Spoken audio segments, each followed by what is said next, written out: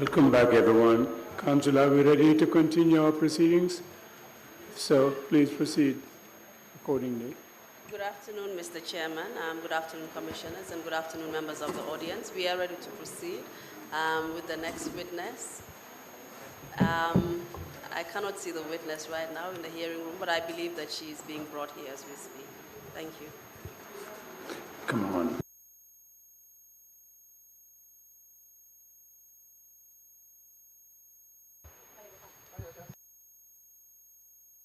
I believe the usher is on his way to bring the witness. Thank you. And the interpreters, please note that the witness is going to be speaking in the Wolof language.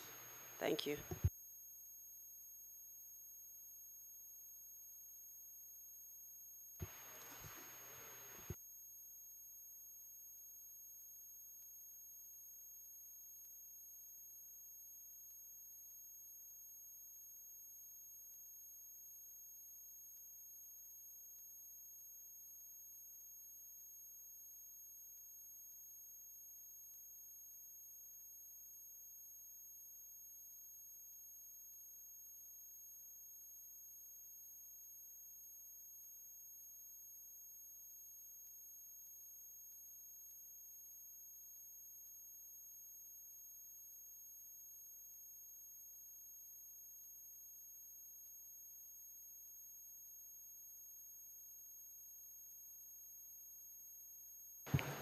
Council, is the witness actually around? Yes, Mr. Chairman, Yeah, she is. this should have been taken care of. Thank you.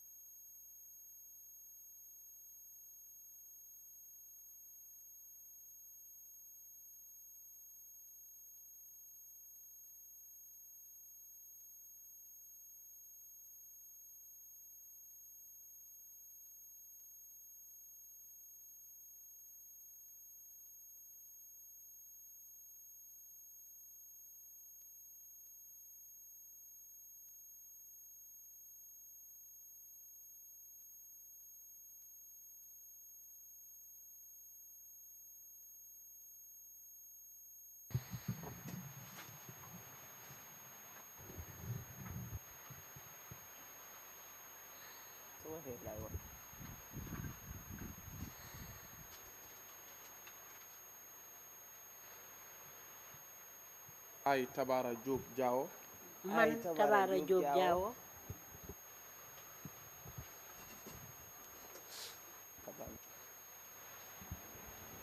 I Tabara Job Jao. Man Tabara Job Jao. Man Tabara Job Jao. Do swear that. Mange watne. Mange watne. I'll speak the truth. Dina wax dëgga. Dina wax dëgga. The whole truth. Dëgga bi yépp. Dëgga bi yépp. And nothing but the truth. Duma fi wax leneen lu dul dëgga. Duma fi wax leneen lu dul dëgga. So help me God. Kon Yàlla dimbali ma. Kon Yàlla dimbali ma.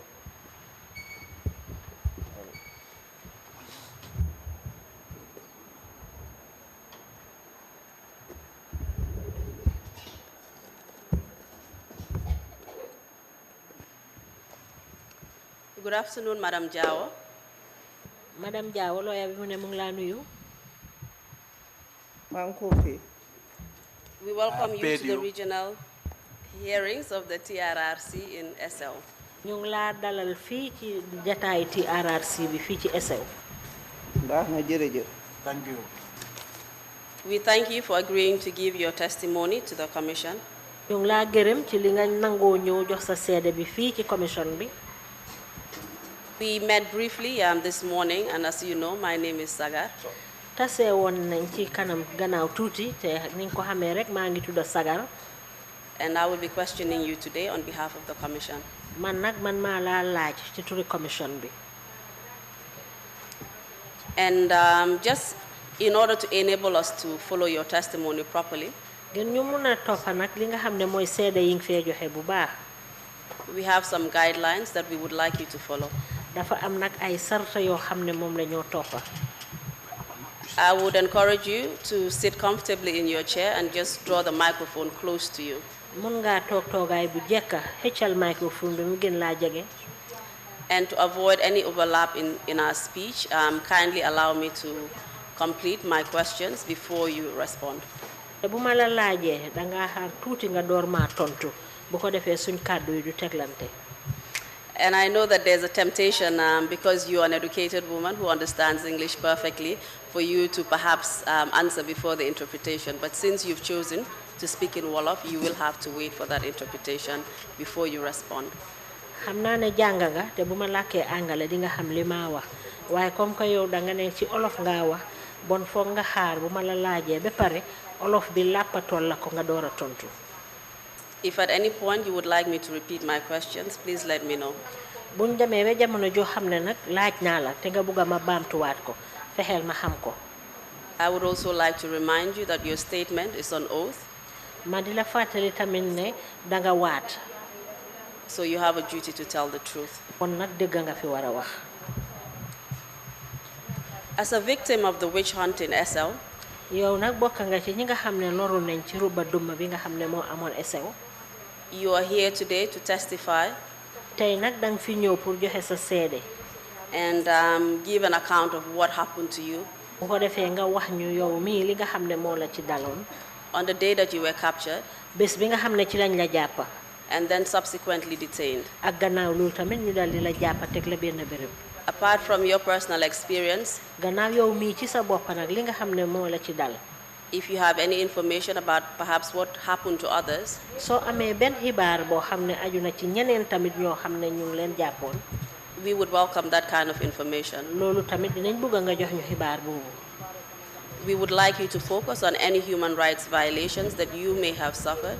bu fekkee ne nag am na dara loo xam ne dal na la ci te mu nekk loo xam ne yàq na ak yelleefi doomu aadama loolu tamit nga jublu ci nga nettalil ñu ko.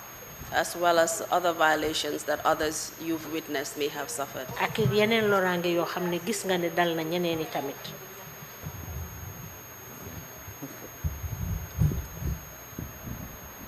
If there was any impact of these violations on you, we would also like to hear that from you. bu fekkee ne tam loraange loolu am na dara loo xam ne jural na la ko mun nga ñu ko fee nettalil. We will then conclude with any questions that the commissioners may have for you. bu ko defee fa ñoo jeexalee nag commission bi bu fekkee ne am nañ luñ la laaj dinañ la ko laaj. And then you will be given an opportunity to give some final remarks. gannaaw boobu nag ñu jox la kàddu gi pour nga joxe yow it sa ay kàddu yu mujj. I hope that you understand everything that I have explained. yaakaar naa li ma wax yëpp leer na la. And are you ready to proceed with your testimony? léegi ndax pare nga nag pour ñu commencer sa seede bi. Wow. Yes. Please give me your full names. léegi wax ma naka nga tudda ak naka nga santa. Abara Job Jawo. Tabara Job Jawo. What is your date and place of birth? ban bés nga juddu ak fan nga juddoo. Esaula Judo, 13 January 1964. I was born in Esau, 13 January 1964. And how old are you currently? léegi jamono ji ñaata at nga am. 55 years. 55 years. What is your occupation? lan ngaa liggéey. Chala. Lan? Jangale Katla. Teacher. Wow. And are you currently employed as a teacher? jamono ji ndax yaa ngi liggéey nekk di teach. Wow, mangi dige. Yes, I am working. Can you tell us where you're teaching at the moment? dañu mun a wax jamono ji fan nga nekk di jàngale. Mangi jangale Esau Lower Basic. I am teaching at the Esau Lower Basic. And what position do you occupy there? foofu nag moom ban ma xaama nga fa yore. Stream head la. I am a stream head. Are you educated? ndax jàng nga. Wow. Obviously Yes. you are, since you're a teacher. But perhaps if you can just give us a history of your educational background. waaw comme que teacher nga moom jàng nga waaye ñu bëgg a xam rek yow sa wàlli njàng fan la commencé ak fan la em. Mangi kumase Esau Primary School. I started my education at Esau Primary School 1970 by 1975. from 1970 to 1975.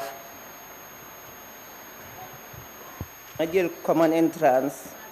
I took the common entrance exam. ma am pass mark bi ma dem Crab Island. I got the pass mark, then I proceeded to Crab Island. 1976 by 1979. That was 1976 up to 1979. ma joined teaching field in 1980. I then joined the teaching field in 1980.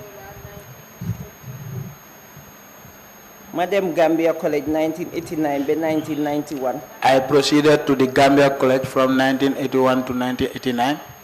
ma qualified 1992. I became a qualified teacher in 1992. And did you go for further studies after this time? ndax gannaaw loolu dem nga eggali sa njàng feneen. def naa management university. I did a course called management at the university. 2012 by 2013. From 2012 to 2013. And what qualification did you obtain? léegi njàng moomu fan la maxaama bi tollu.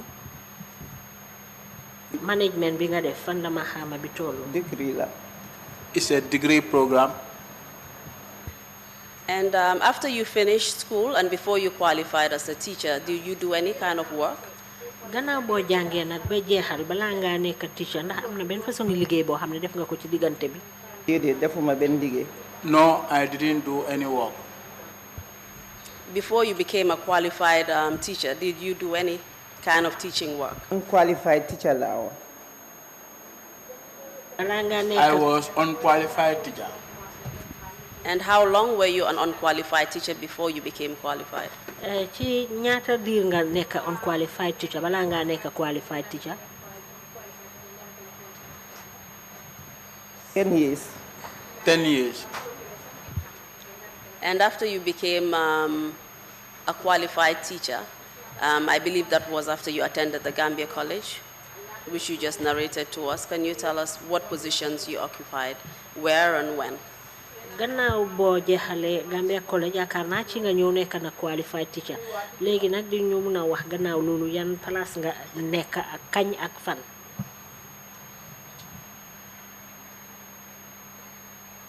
ma qualified Farafenni lower basic laa nekkoon. Farafenni proper.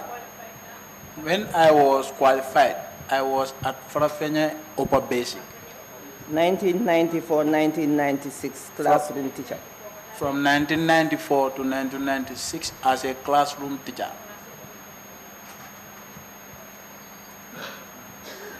ma jógee fa ñu yóbbu ma Kerewan lower basic. From there, I proceeded to Kerewan lower basic. 1996 by 2005. From 1996 to 2005. ma jógee foofu ñu indi ma Berending lower basic. From there, I was posted to Berending lower basic. 2005 by 2009. From 2005 to 2009. 2009 by 2012 ma ubbi school bu ees Kër Jarga lower basic.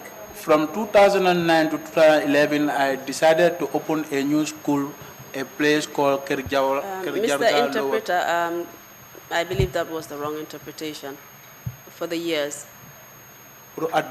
Can the witness please repeat the years that she... mën nga baamtuwaat at yi nga wax nii. ma ne 2009 by 2012. ñu yóbbu ma ubbi school bu ees Kër Jarga lower basic. From 2009 to 2012, I was taken to Kër Jarga where I opened a new school. foofu laa jógee ma dem management 2012-2013. From there, I went to management from 2012 to 2013. bu ma paree ma dellusiwaat SEW lower basic 2013-2014. From there, I came back to SL Lower Basic School from 2013 to 2014. ñu yóbbuwaat ma ubbi beneen lower basic Medina Kanuma Mayamba 2014 by 2017. From there, I was taken to Medina Mayamba where I opened a new school from 2014 to 2016. 17. fi ma nekk nii maa ngi SEW lower basic as stream head. 2014 ba fi ma nekk nii maa ngi essayer lower basic as stream head. From 2013 up to date, I am a stream head at SO Lower Basic. Thank you for providing that information, Madam Jiao. We see that you have extensive experience in the teaching field, ranging from basic teaching positions as a classroom teacher to administrative positions. And you have, my apologies, Madam Interpreter. Please continue. jërëjëf madame Diawo gis nañ ne am nga xam-xam yu yaatu ci wàlli njàngale ba nga dooree di jàngale ba nekk qualified teacher ba ñëw nga nekk ci ñi nga xam ne ñoom ñoo amee wàlli doxalin liggéeyu school bi ci boppam. jërëjëf. You have also opened schools, newly opened schools, which you have headed. te tamit am na ay school yu bari yoo xam ne ñu ngi ko ubbi ees di la fa yóbbu nga di ko jiite. You have also said that your current position is a senior teacher, which is a lower position than you have occupied in the past. wax nga namit léegi fi mu nekk nii yaa ngi amee maxaama bi ñoo wax senior teacher te loolu dafa mel ni moo gën a suufee ya nga xam ne moom nga yore woon ci gannaaw. Can you tell us what is responsible for this demotion? waaw lan moo waral nag nga ñu wàccee sa maxaama noonu. parce que school yi ma doon di ubbi school yu ndaw la te fii classe yi school la. The schools that I have been opening, they were lower schools, and also here is a lower school as well. Can we have the interpretation again? The schools that I have been opening, they are lower schools, and right now the school I am in is a small school. Yes, and my question was, what is responsible for her demotion? waaw li mu laajte mooy lan moo tax sa maxaama ba nga yore woon gën a kowe bi nga amee léegi loolu looy laajteem bi. ma ne school yi ma doon di ubbi school yu ndaw la léegi school bi ma nekk school bu mag la classe yi school la. The schools that I have been opening, they were a lower school, but right now the school that I am operating is a higher school. Would you say that your current position is a higher position or a lower one than what you have previously occupied? léegi maxaama bi nga yore nii ak ba nga yore woon ban moo ci gën a kowe. daanaka yëpp benn la parce que stream head bi maa ngi amee 6 classes. I can say compare ak school yi may nekkoon. I can say it is all the same because the position that I was handling was a stream head. So I can say the position that I handled before and the current position, they are all the same.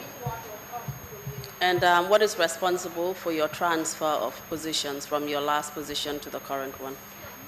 léegi lan moo tax nag ñu toxal la ci maxaama ba nga yore woon ñu toxal la ci beneen maxaama bi nga nekk léegi nii. man maa dem request ne ñu toxal ma parce que wéruma. I am the one who went and requested for my transfer because I am not feeling well. ma gis ne liggéey bi duma ko munati. I have seen that I could not continue to do the work. te bëgguma ñu ñëw fekka lu ma war a def fekka defuma ko ni ma ko war a defee. And also I don't want them to come to meet me. The things that I should have done, I could not have done them.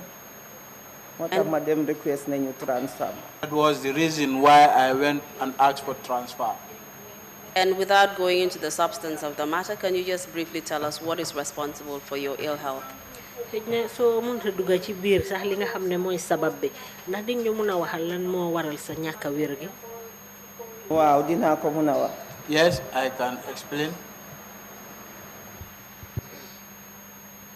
dimanche juróom-ñetti fan si February 2009. On Sunday, 8th day of February in 2009.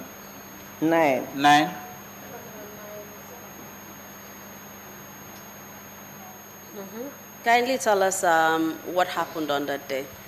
wax ñu lan moo xew bés boobu. dama jógee suma kër ma dem suñ family compound dem nuyu ji suma yaay. I left my home and went to my family compound to greet my mom. bu ma paree suma raka bu jigéen mu wax ma ne ñu ne dafa am ay jàppakati duma yuy ñëw si dëkk bi fii tey. After I was prepared to go, I was informed by my younger brother that there were people around who, these people who come, the witch hunters, who came around. mu ne Yaya Jammeh moo leen yónnee si. and stated that they were sent by Yaya Jammeh. noonu ma ne ko kon xaaral ma gaaw dellu si kër gi togg añ suñ ñëwee nga call ma. By that information, I responded that let me go back home hurriedly so that I can come and cook. In the event that they are back, you should let me know. noonu ma togg añ ba pare añ. I cooked. After cooking, I ate lunch. mu call ma mu ne ma ñëw nañ. He called me, informing me that they have arrived. ma jógee suma kër ma dem family compound bi. I left my home and went to the family compound. ma fekk fa suma brother suñ caat bi. I met my younger brother there. noonu si laa ko wax ne nañ ànd si bantaba bi ñu dem seeti jàppakati duma yi. That was when I told him, let's go together to the Bantaba so that I can go and see these people who come to hunt the witches and the wizards. And can you tell us what time of the day that was when you finally arrived there? dañu mën a wax ban waxtu la woon ci bés bi jamono bi ñu fa àgga. loolu daal xam naa after 1 towards 2 la daal. It is around 1 towards 2 o'clock. And just kindly tell us what you observed when you got there with your brother. léegi nag ba nga fa àggee ak sa càmmeñ jooju lan nga fa seetlu. bi ma eggee maa ngi gis nit ñi ñu ngi tega di fecca di woy. When I arrived there, I saw people, they were drumming, dancing, singing. ay ñooñu ay gan lañ dëkkuñu fii. But they were strangers. They don't live here. ak green boys yi. And also the green boys.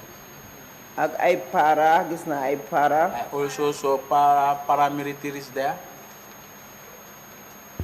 And can you tell us what the green boys were doing when you saw them, and the paramilitary as well? green boys and guards yi ñu ngi doon. ok. dañu mën a wax green boys yi ak para yooyu ba nga leen fa gisee lan lañ doon def. green boys and guards yi dañ doon di woy di tàccu di fecca fekk benn man mu ngi sol lu xonxa amee ay seetu ak ay téere si yaramam bi. The green boys were singing, dancing, clapping, whilst there was a particular man who was dressed in red, and on that red there were mirrors on the red clothes he wore. Do you know who the green boys were? xam nga ñan ñooñu nga wax green boys. aw ma leen de yinif dama gis ñu ngi sol green. I don't know them. I just saw them dressed in green. And how did you identify the paramilitary? naka nga xàmmee para yi. ñu ngi sol uniform dark blue. They were wearing uniform, dark blue. And is that the uniform you would identify with the paramilitary?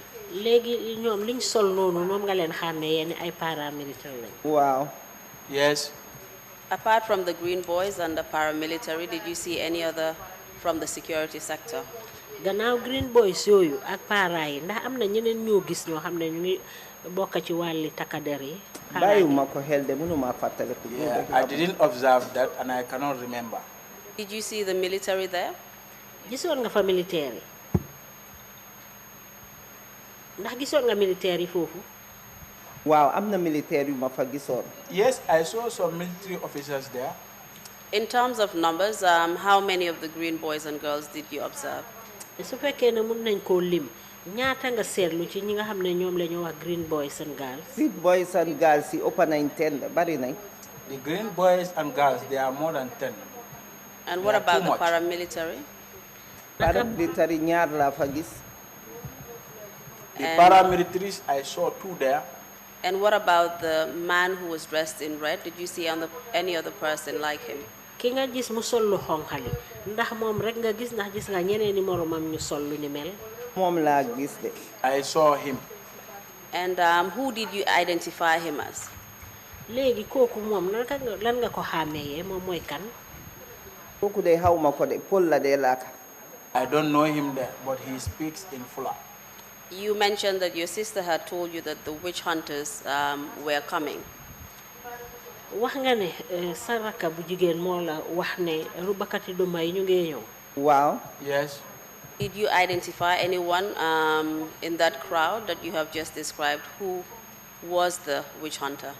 léegi ba ngeen eggee ci mbooloo moomu nga wax nii léegi ndax ba nga fa eggee xàmmee nga ci kenn koo xam ne gis nga ne mu ngi bokk ci ñiy robba duma yi. moo nekk ki sol lu xonxa li. It is the one who was, mbuba bi amee ay téere ak ay seetu. it was the one who was dressed in red, and his dress, there were mirrors and jujus on his dress. What was he doing in particular? moom moomu lan la doon def. dafa seex mbilib di fecca di wóor mu ngi amee seetu. He was blowing whistle and dancing. Mr. Interpreter, she also said that he had a mirror in his hand. mu ne dafa amee woon seetu tamit ci loxoom bi moo wóor. And what waaw else? loolu laa wax ma ne mu ngi amee woon seetu. Yes, he was also carrying a mirror in his hand. Was he doing anything in particular with that mirror? seetu boobu mu amee woon ci loxoom dafa am dara lum ko doon jëfoo. daf ko doon seetee nit ñi ci gannaawam. He was looking at people with it behind him. And what did he do, if anything, after he looked at those people in the mirror? léegi bu jëlee seetu bi di ko xoolee nit ñooñu ci gannaawam gannaaw boobu lan la dee def. si la dee dem tànn. That is when he will go and select. So that was the instrument he used to identify witches and wizards. bon daal loolu mooy jumtuwaay bi nga xam ne moom la amee woon pour xàmmee ci duma yi. waaw. Yes. And what were the paramilitary doing? And the military people you saw there, did they have any particular role? léegi militaire yi nga fa gis doon ak para yi ñoom lan lañ doon def. ñoom kañ fi ñu taxawal duma yi ñu jàpp foofu la ñoo taxaw di garder nit ñi pour buñ daw. For them, when you are identified, the place that they will ask you to stand, that's where they will be with you as a guide. And did you observe how they were capturing these so-called witches and wizards whilst you were standing at the Bantaba?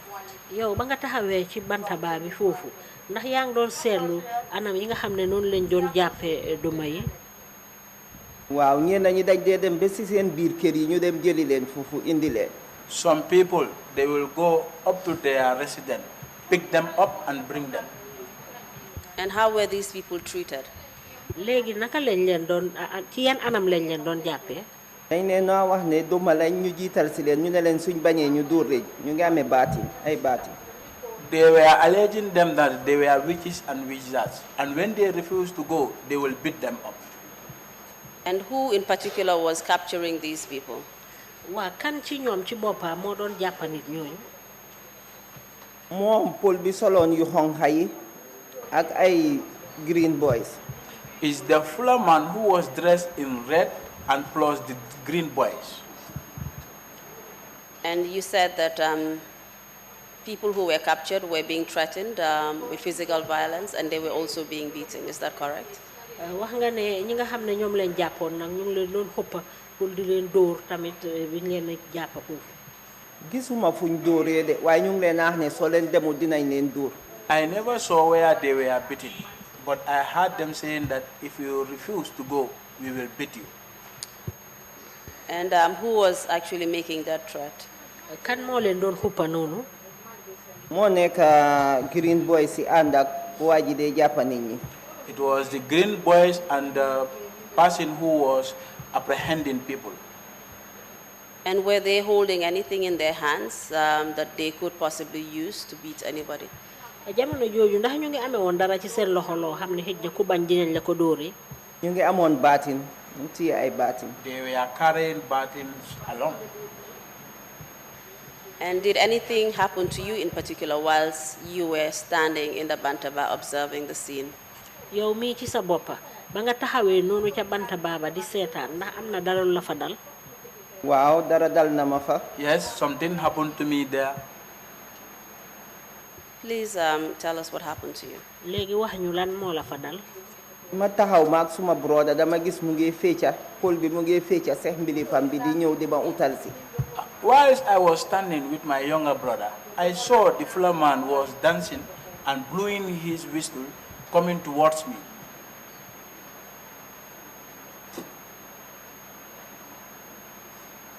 Please carry on.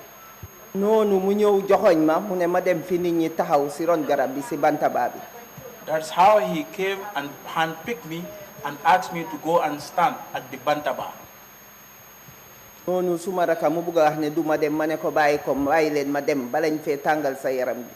So my younger brother wanted to resist for me not going, but I told my younger brother that no, allow them to take me. If not, they will come and beat you here. So noonu la ma bàyyi ma dem taxaw si ron garab bi si bantaba bi. That's how he allowed me to go and stand at the bantaba. Do you know the reason why you were handpicked from the bantaba? xam nga lana tax yow ñu ñëw seppi la foofu ca bantaba ba. Ah ñu ne doma lañ doon tànn de.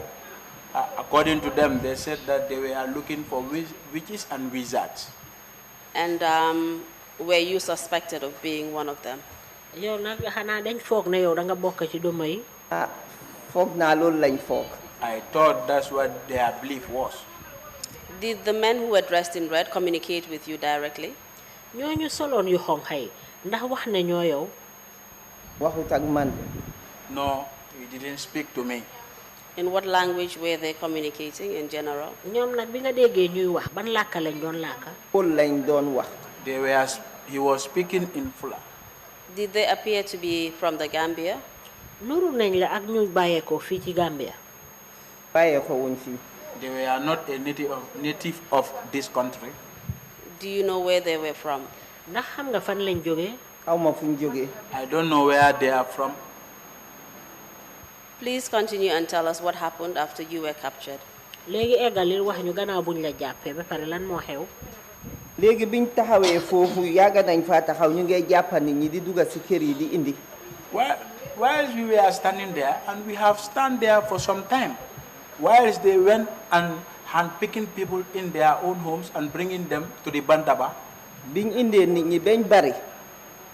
When they bring people until they were many, si lañ gis ñu indi boss bu mag a mag man boss. that was when we saw a boss. They bring in a boss that is called a man boss. so bi mu ñëwee si la green boy si wax ne dugaleen si boss bi. Upon the arrival of the boss, that was when the green boys gave instructions for us to enter the bus. And can you remember how many of you were captured at that point? jamono jooju fàttaliku nga yéen ñaata lañ jàppoon. mënuma xam ñun ñaata la waaye boss bi feesoon na. I could not tell how many of us were in the bus, but the bus was full to capacity. Can you describe what kind of bus it was? man boss yu mag yi. It was this man bus, these big ones. Kindly continue. eggalil. léegi buñ duggee si boss bi. When we entered the bus, boss bi taal mu dem Fort bu leen baara. the bus began to be in motion. so buñ àggee Fort bu leen. When we arrived at Fort Belen, noonu si laa gis Lamino Cissé ñu ngi handcuff loxoom yi. that was when I saw Lamino Cissé, his hands were handcuffed. late Alaaji Tabora Mane. The late Alaji Tabora Mane, Mary Tall. Alaaji Faye. Alaji Faye, ak nit ñu baree bari. and some other people. Can you tell us when you got to Fort Bulen? dañu mën a wax kañ ngeen àgg Fort bu leen. Fort bu leen daal balaa timis lañ fa àgga. We arrived in Fort Belen before in the evening. And you had explained previously that you got to SL around after 2. te waxoon nga ñu fi tamit ne yéen a ngi egg SAW boori gannaaw ñaari waxtu. waaw. Yes. So can you tell us what you were doing during those 5 hours that you spent in SL? ci diiri juróomi waxtu yooyu yëpp lan ngeen doon def SAW. ñu ngi doon jàpp rek di indi. They di dugga were si kër yi di jàpp di indi. handpicking people, bringing them to the said place where we were standing. And I know you previously said that you don't know the amount of people that were captured, but perhaps can you tell us whether they were more or less than 60? dëgg la wax nga fi ne doo mën a xam ñaata nit lañ jàppoon waaye xëj na ci xayma ndax di nga mën a wax ndax weesu woon na juróom-benn fukki nit. mun naa wax ne weesu na juróom fukki nit. I can say it is more than 50 people. Was it up to 70? egon na juróom ñaar fukki nit.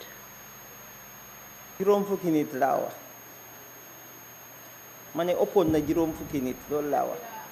I said it is more than 50 people. That's what I have said. Yes, and I understood what you said. I was just wondering whether they were up to 70 people.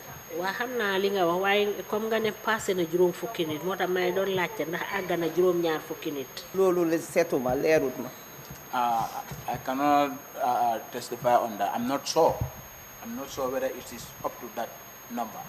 And you mentioned certain individuals that you met at Fort Bullen. Is that correct? am na ñoo fi tudda itamit ne ñooñu dang leen fekk Fort Bullen. waaw. Yes. Were these people additional to the ones that you came with from SL? ñooñu lim bi dafa yokku ci ñi nga xam ne ñoom nga àndal bàyyeekoo SL. waaw. Yes. I would like to just get some more details about each and every one of them. dama bëgg nga gën ma leeralal daal ñoom kenn ku ci nekk mbiram lan la. You spoke about Lamin Cissé. wax nga ku ñoo wax Lamin Cissé. waaw. In what Yes. condition did you see him? dama fekk mu ngi sonna mu ngi mel ni kuñ dóor ba pare handcuff loxoom bi. I met Please him. wait for the interpretation, Okay, Madam okay. Jao.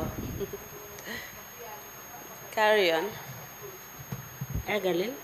Interpretation, please. I met him. He was very tired. It seems like he was somebody who was severely beaten, and his hands were placed in cuffs.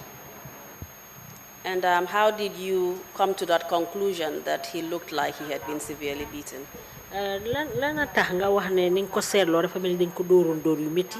parce que biñ jógee si boos bi am na ku doon wax ne dañ doon isi yaayi Lamine Cissé ak papaam Lamine Cissé ne duñ ko indi mu xeexa ñoom ñu handcuff ko yóbbu dóor ko handcuff ko yóbbu ko. When we boarded the vehicle, I heard people were saying that Lamin Cissé's parents, the witch hunters, wanted to bring them into the bus, but Lamin Cissé insisted. Based on that reason, Lamin Cissé was severely beaten. And that information came to you subsequent to you seeing him, that is correct? xibaar boobu yaa ngi ko jot gannaaw boo xamee ne gis nga ko ba pare. bala ma koo gis biñ nekkee si boos bi di dem Fort Bullen ci laa ko dégg. Upon my way going to Fort Bullen, whilst I was in the bus, that was the time I heard about this information. And that was prior to you seeing Lamin Cissé? loolu nag dafa fekk gisaanteeguloo Lamin Cissé. ba fekk gisante gu ma moom. Yeah, by then I didn't see with Lamin Cissé. And when you actually saw him, can you tell us if you saw anything on his body that suggested that he was indeed beaten? léegi gannaaw boo gisee Lamin Cissé ndax seetlu nga dara ci yaramam boo xam ne loolu moo la wéral ne daal dañ ko doon dóor. bëtam yi laa seetlu bët yaa ngi xonxa. I have observed his eyes. His eyes were red. And did you previously know him? ndax xamoon nga ko balaa loolu. am naa ko bu yàgga di ñun ñëpp a fi yarandoor fii lañ juddoo fii lañ yaroo. I have known him long time ago. We have grown up together here. And do you know what his profession was at the time? xam nga moom lan la doon liggéey jamono boobu. mu ngi doon di head teacher la woon. He was a head teacher by then. You also mentioned one Mary Tal. tudda nga fii tamit ku ñoo wax Mary Tall. waaw. Who was Yes. ku kooku. Mary Tall mu ngi woon APRC Baara. Mary Tal was with APRC in Bara. she? Do you know what position she occupied in the APRC party? xamoon nga lan ban maxaama la yore woon ci parti APRC. xaw ma de ban position la amee woon. I don't know which position he held. ay suñ dee dem daf dee dem ak ñoom. Whenever they are going, he goes with them. And who was Alaji Fai? kan mooy Alaaji Fay. Alaaji Fay moo nekk alkaali bi Baara léegi. Alaji Fai is the alcalde of Bara currently. And what position did he occupy when you saw him in Jamono- 2009? jamono jang ko doon gis na ci atum 2009 moom lan la woon. fekk nekkaagul alkaali. By then, he was not an alcalde.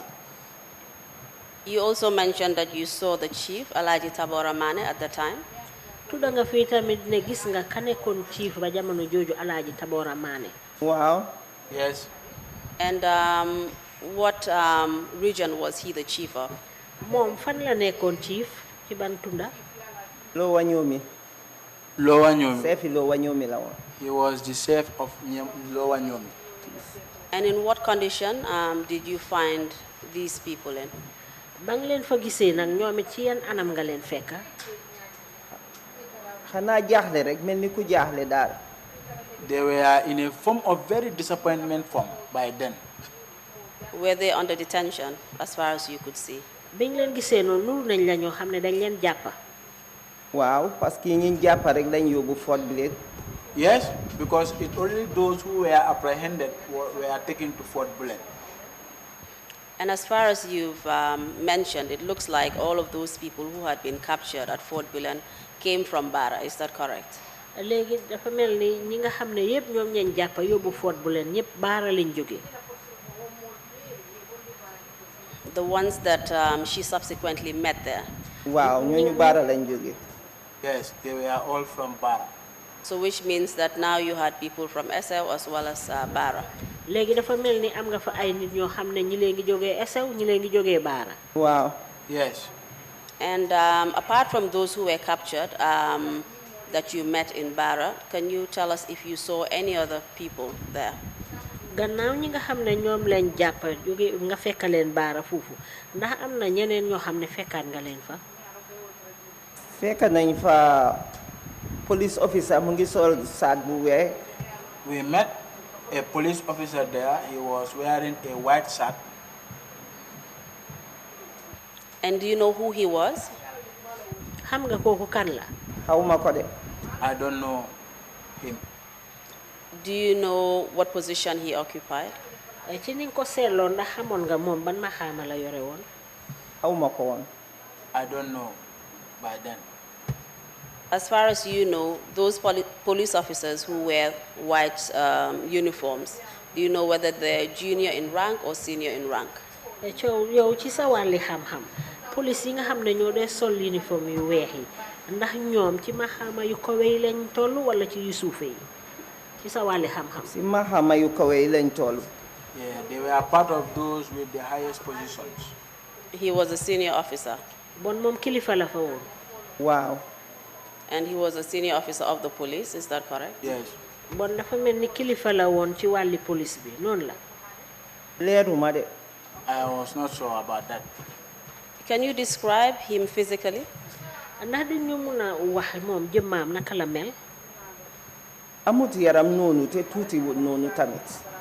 He did not have that much weight, that much, te dafa xaw a xees. and he is fair in complexion a bit. And that place you were taken to, which you mentioned at Fort Bullen, do you know what kind of place it is? historical. fii nga wax ne foofu lañ leen yóbbu woon foofu ci Fort Bullen di ñu mun a wax foofu ban place la naka la foofu mel historical place la. That place is a historical place. And were there any particular people who occupied Fort Bullen at the time? jamono boobu ndax amoon na ay nit ñoo xam ne ñoom ñoo nekkoon foofu ca Fort Bullen amoon na ay soldats yu fa nekkoon. There were soldiers who were living there. And who else did you observe apart from the soldiers who were there? gannaaw soldaar yooyu nga xam ne nag ñoo fa dëkkoon ñan nga fa seetluwaat loolu rek laa fa xam. It is the only that I know. The Green Boys you mentioned in Essew, as well as the paramilitary, where did you leave them? Green Boys yooyu nga xam ne ñoom nga gisoon ca Essew ak para yi fan nga leen bàyyi am na ñu dugg ak ñun si biir boos bi waaye am na ñoo xam ne gisuma leen si biir boos bi. There were some who entered the bus with us, but the other people, I don't see them. I don't know where they are. So what subsequently happened after you got to Fort Bullen? How long did you remain there? léegi gannaaw boo eggee Fort Bullen nag lan moo fa xew ak ñaata waxtu ngeen fa def daanaka 1 hour lañ am Fort Bullen ferry bi ñëw. I can say we almost spent 1 hour there and the ferry arrived. noonu si lañ dawal boos bi ñu dem si terminal bi. Like that, we then drove the bus to the terminal.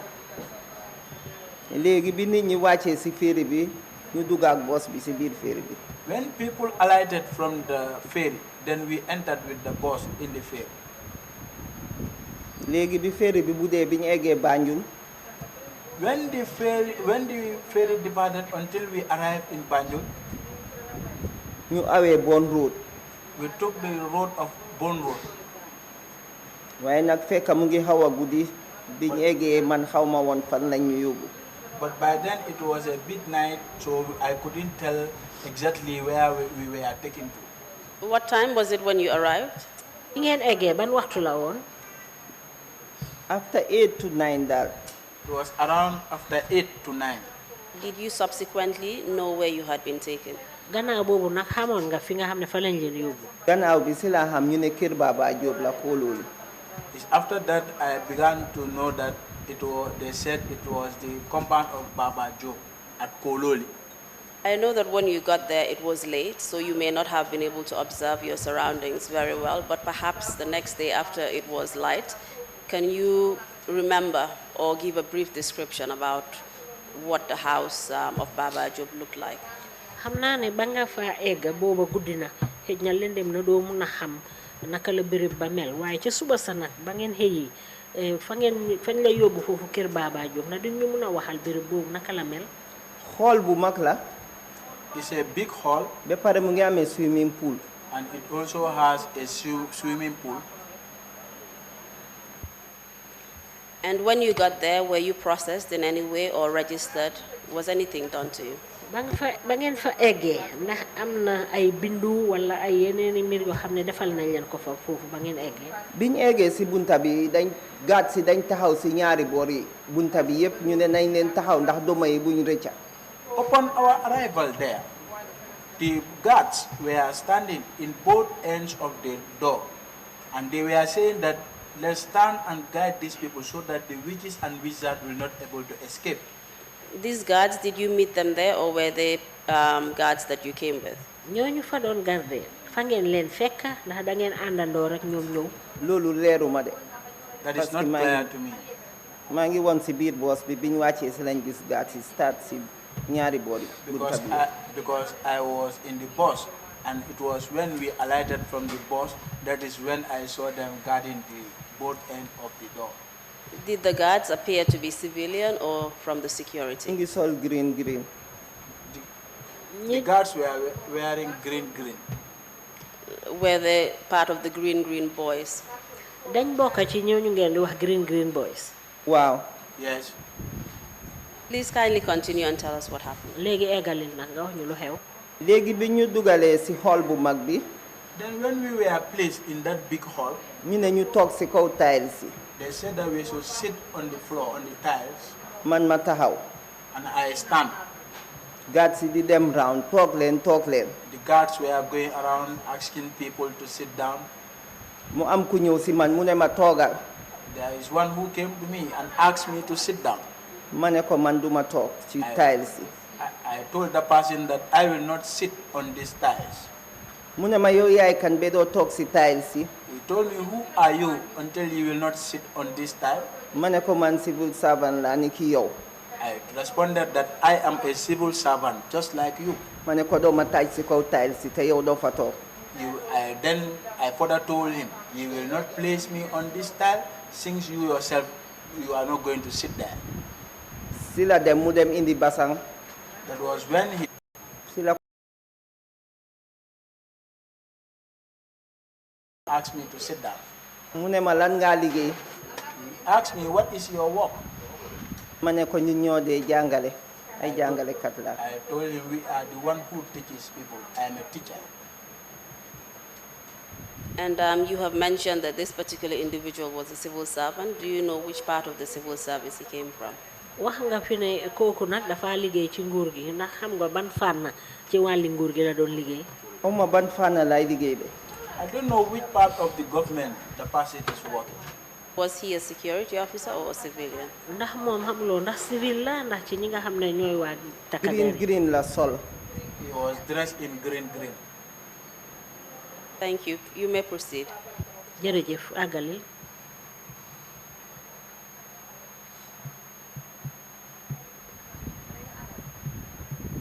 eggalil.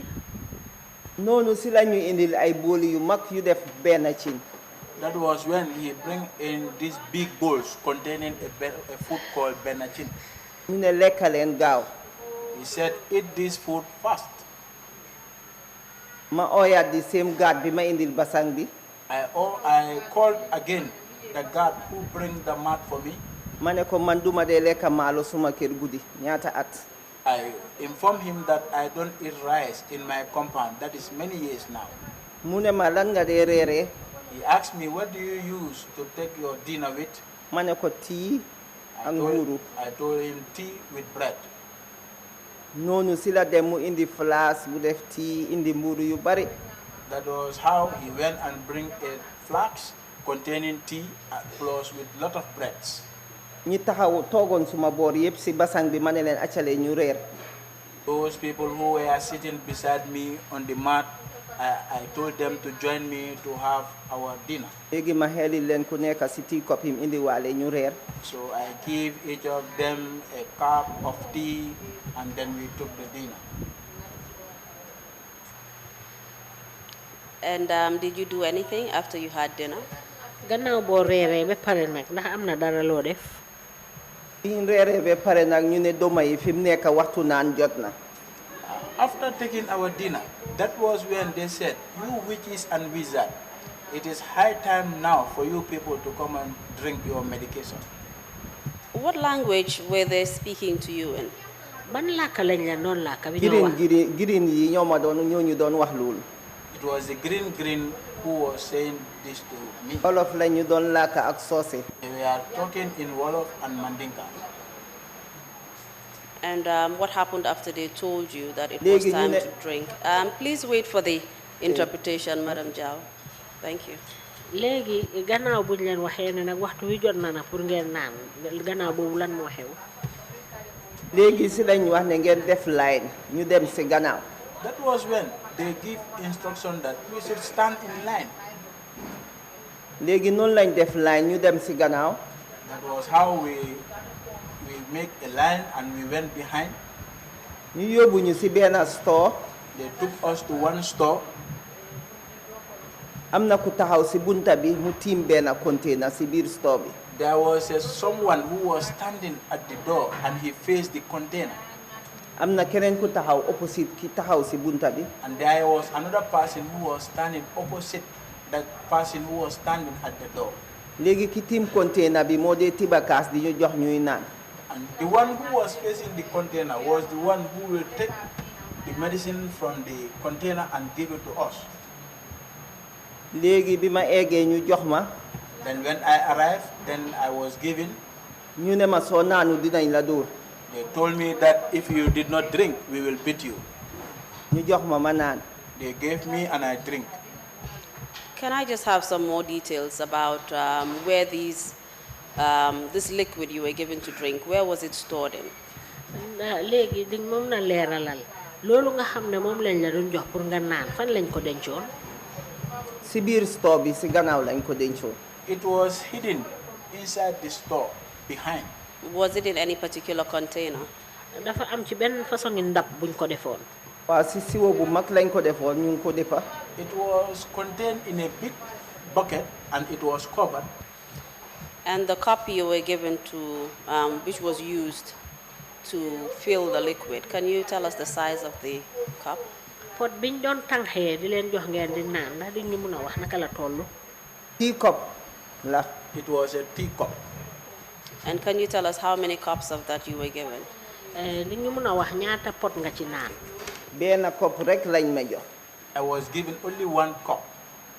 Are you able to give us a description of what the liquid tasted like and what it looked like? ndax di ñu mën a wax garab boobu cafka gi naka la mel ak melokaan bi naka la mel. dafa weex mu amee ay xob si biir waaye dañ la wax ne nga naan ko nga yëy xob. It was very bitter and it contained some leaves inside. After drinking the liquid, you will be instructed again to chew the leaves as well. And who was the particular individual who was responsible for giving you the liquid to drink? kan ci ñoom mooy ki nga xam ne daal moom warugalam mooy woon mu taxaw di leen jox garab yi ngeen di naan. green boys yi. It was the green boys. The man who was dressed in red that you left in SL, did you see him again at any point? kooku soloon lu xonxa yi nga xam ne yaa ngi ko bàyyi woon esew ndax gannaaw boobu am na benn jamono boo xam ne gis nga ko. gisuma ko ba bi nit ñi naanee mbaan ni commencé daanu si laa ko gis muy dugga si biir xool bi di génn. I didn't see him until when people took these medications and they began to get drunk. And that was it, and we began to fall on the floor. That was the time I saw this man. And apart from being given the liquid to drink, do you know if the liquid or another similar liquid was used in any other way? gannaaw wuñ leen joxee garab boobu ngeen naan ba pare ndax benn façon garab boobu wala beneen façon garab sax jël nañ ko jëfoo ko pour leneen. déedéet garab boobu rek laa fa yëg de.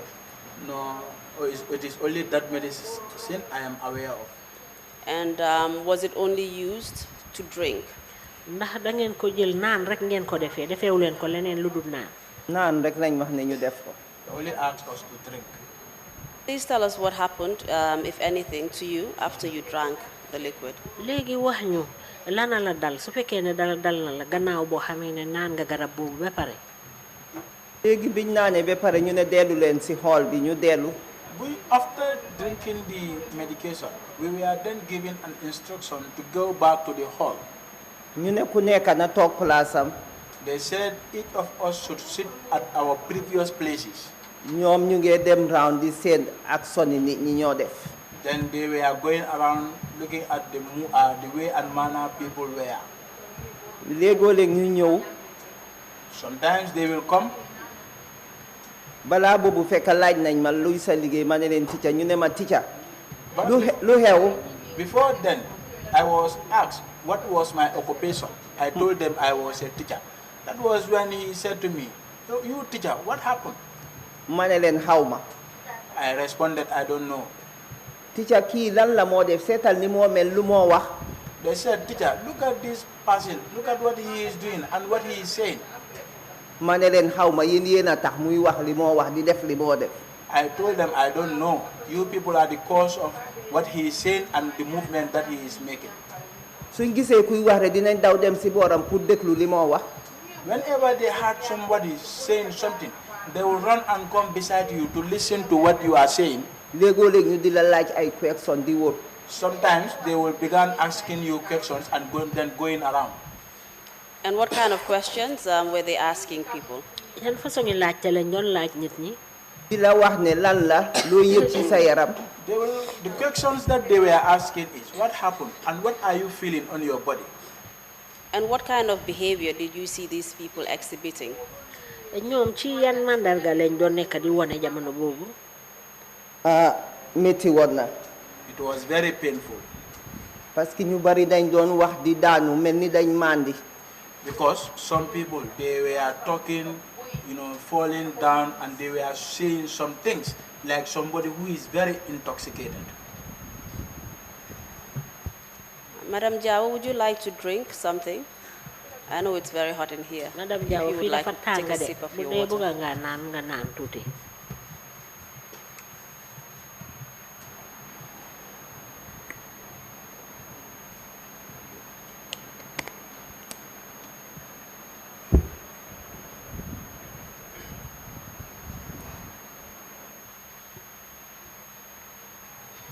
Please continue and tell us what you observed.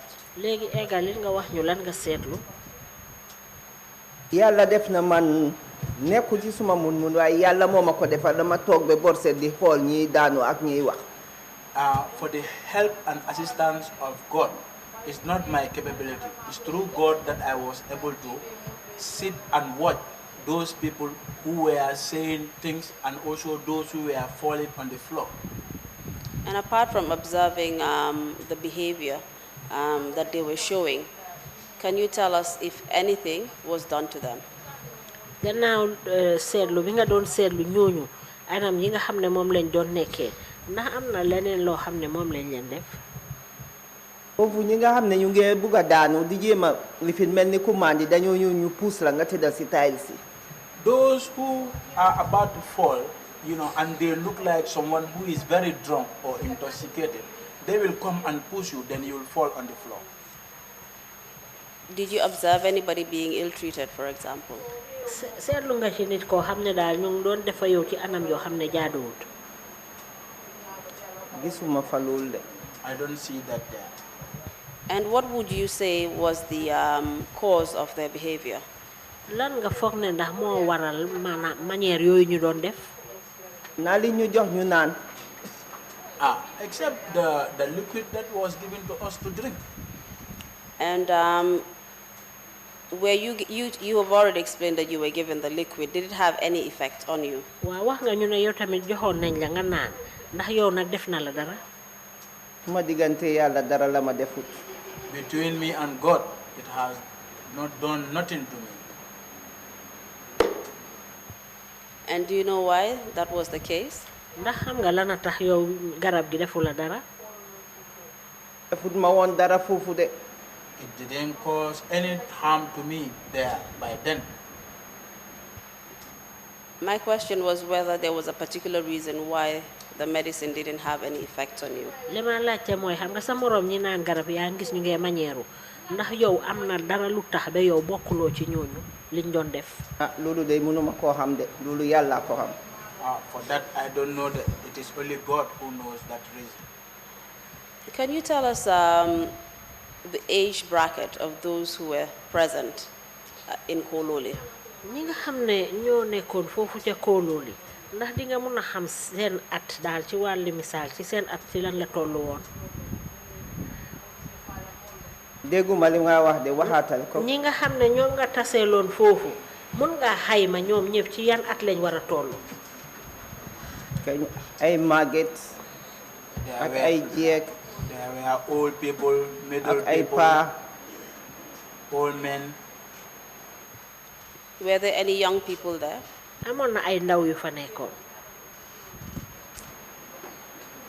déedéet gisuma fa ay ndaw. No, I didn't see any youths there. The men and the women who were present, were they detained in the same place or were they separated? góor ñi ak jigéen ñi nga xam ne ñoom lañ jàppoon bañ leen yóbboo foofu dañ leen xaajale ber góor yi fii def jigéen ñi fële ndax dañ leen boole ñoom ñëpp benn place. ñun ñëpp lañ boole woon ci benn hall bi. We are all placed in the same hall. And you have already told us that some of these people, when they started exhibiting the effects of the medicine, they were being asked questions as to what they were feeling. Were any questions directed at you? wax nga ñu ne ñooñu nga xam ne ñoo naan garab gi biñ commencé di manière di wax dañ dem di leen laaj ndax yow mii ci sa boppa am na ñen ñu ñëw ci yow di la laaj dara. waaw. Yes. am na guard bu ñëw ci man. There was a guard who came to me. mu ne ma lan la looy gis. He asked me, what happened and what are you seeing? ma ne ko dara. I responded, nothing. mu ne ma kële lu moo wax. He said, what about that other guy? What is he saying? ma ne ko xaw ma ci dara yéen a leen jox li tax ñuy def noonu. I responded that I don't know nothing about it. You people are the cause of their behavior. You people gave them something. That's why they are behaving in that manner. su ko defee mu dem waaye léegoo-léeg mu ñëw seet suma bët yi ak ñi ma toogaloon ci éponge bi yundu seet ndax man mu ngi éeg ndax éegut. Then he will go. After a while, he will come back time to time to see whether the medication has started giving effect in my body. Then he will begin to look into my eyes to see whether the medicine has taken effect. Were any accusations made against you and the others? ndax am na benn tuuma boo xam ne teg nañ la ko yaa ñeneen ñi. foofu ndax. Yes, that place, please. whether. foofu noonu. waaw. Yes. waaw parce que bi ñu egsee ci bunta bi gàtt ci taxawee dañ ne taxaw leen both sides balaa duma yi di rëcca. Yes, because upon our arrival at the door, what they said was, you should stand firm before these witches and wizards will escape. What about after you were given the concoction to drink? Was that accusation repeated at any point? gannaaw bu ñu leen joxee garab yi bi ngeen naan ba pare ndax tuuma boobu baamtuwaat nañ ko. xanaa di wër di wax ne ñi leen ngi wax ne ñu dañ yëy ay nit. Unless Hannah, they were going around listening to people who were saying that they have eaten human beings. And what time was it by the time you took the concoction? waxtu bi nga jël garab bi ban waxtu la woon. mënuma wax exactly waxtu bi biñ lekkee ba pare rek si la ñu ne laay ñun dem jëli garab. I could not give the exact time, but it was after we already ate. That was when the medication was given. Was it late at night or earlier? ci xaaji guddi la woon wala gën naa teel loolu. xaw naa guddi tuuti daal. It was a bit late at night. And did you sleep at that place? foofu ngeen fanaan. foofu lañ fanaan. Yes, we slept there. Where did you sleep? yow fan nga fanaan. man dama leen ne duma fanaan te ma tëdd si kaw basang bi indil leen ma éponge. I told them that I am not going to sleep on the mat. They should bring a sponge for me. so si lañ ma indil éponge ak darab ñu lalal ma ba tegal ma ngegenaay. That was when they bring an sponge for me, that is sponge, and they spread the matla on it, then I lie down. so noonu laa wax ñi ma dendoon ne ñëw leen ñu tëdda fii. That was when those who were beside me, I told them to join me to sleep on the sponge. You seem to have been receiving By nelaw. You seem to have been receiving special treatment since you came to Kololi. dafa mel ni yow daal ba nga eggee Kololi dañ la doon beral. foofu Can you noonu. tell us what was the reason for that? man suma gémmiñ gi laa am wax lañ maa fay.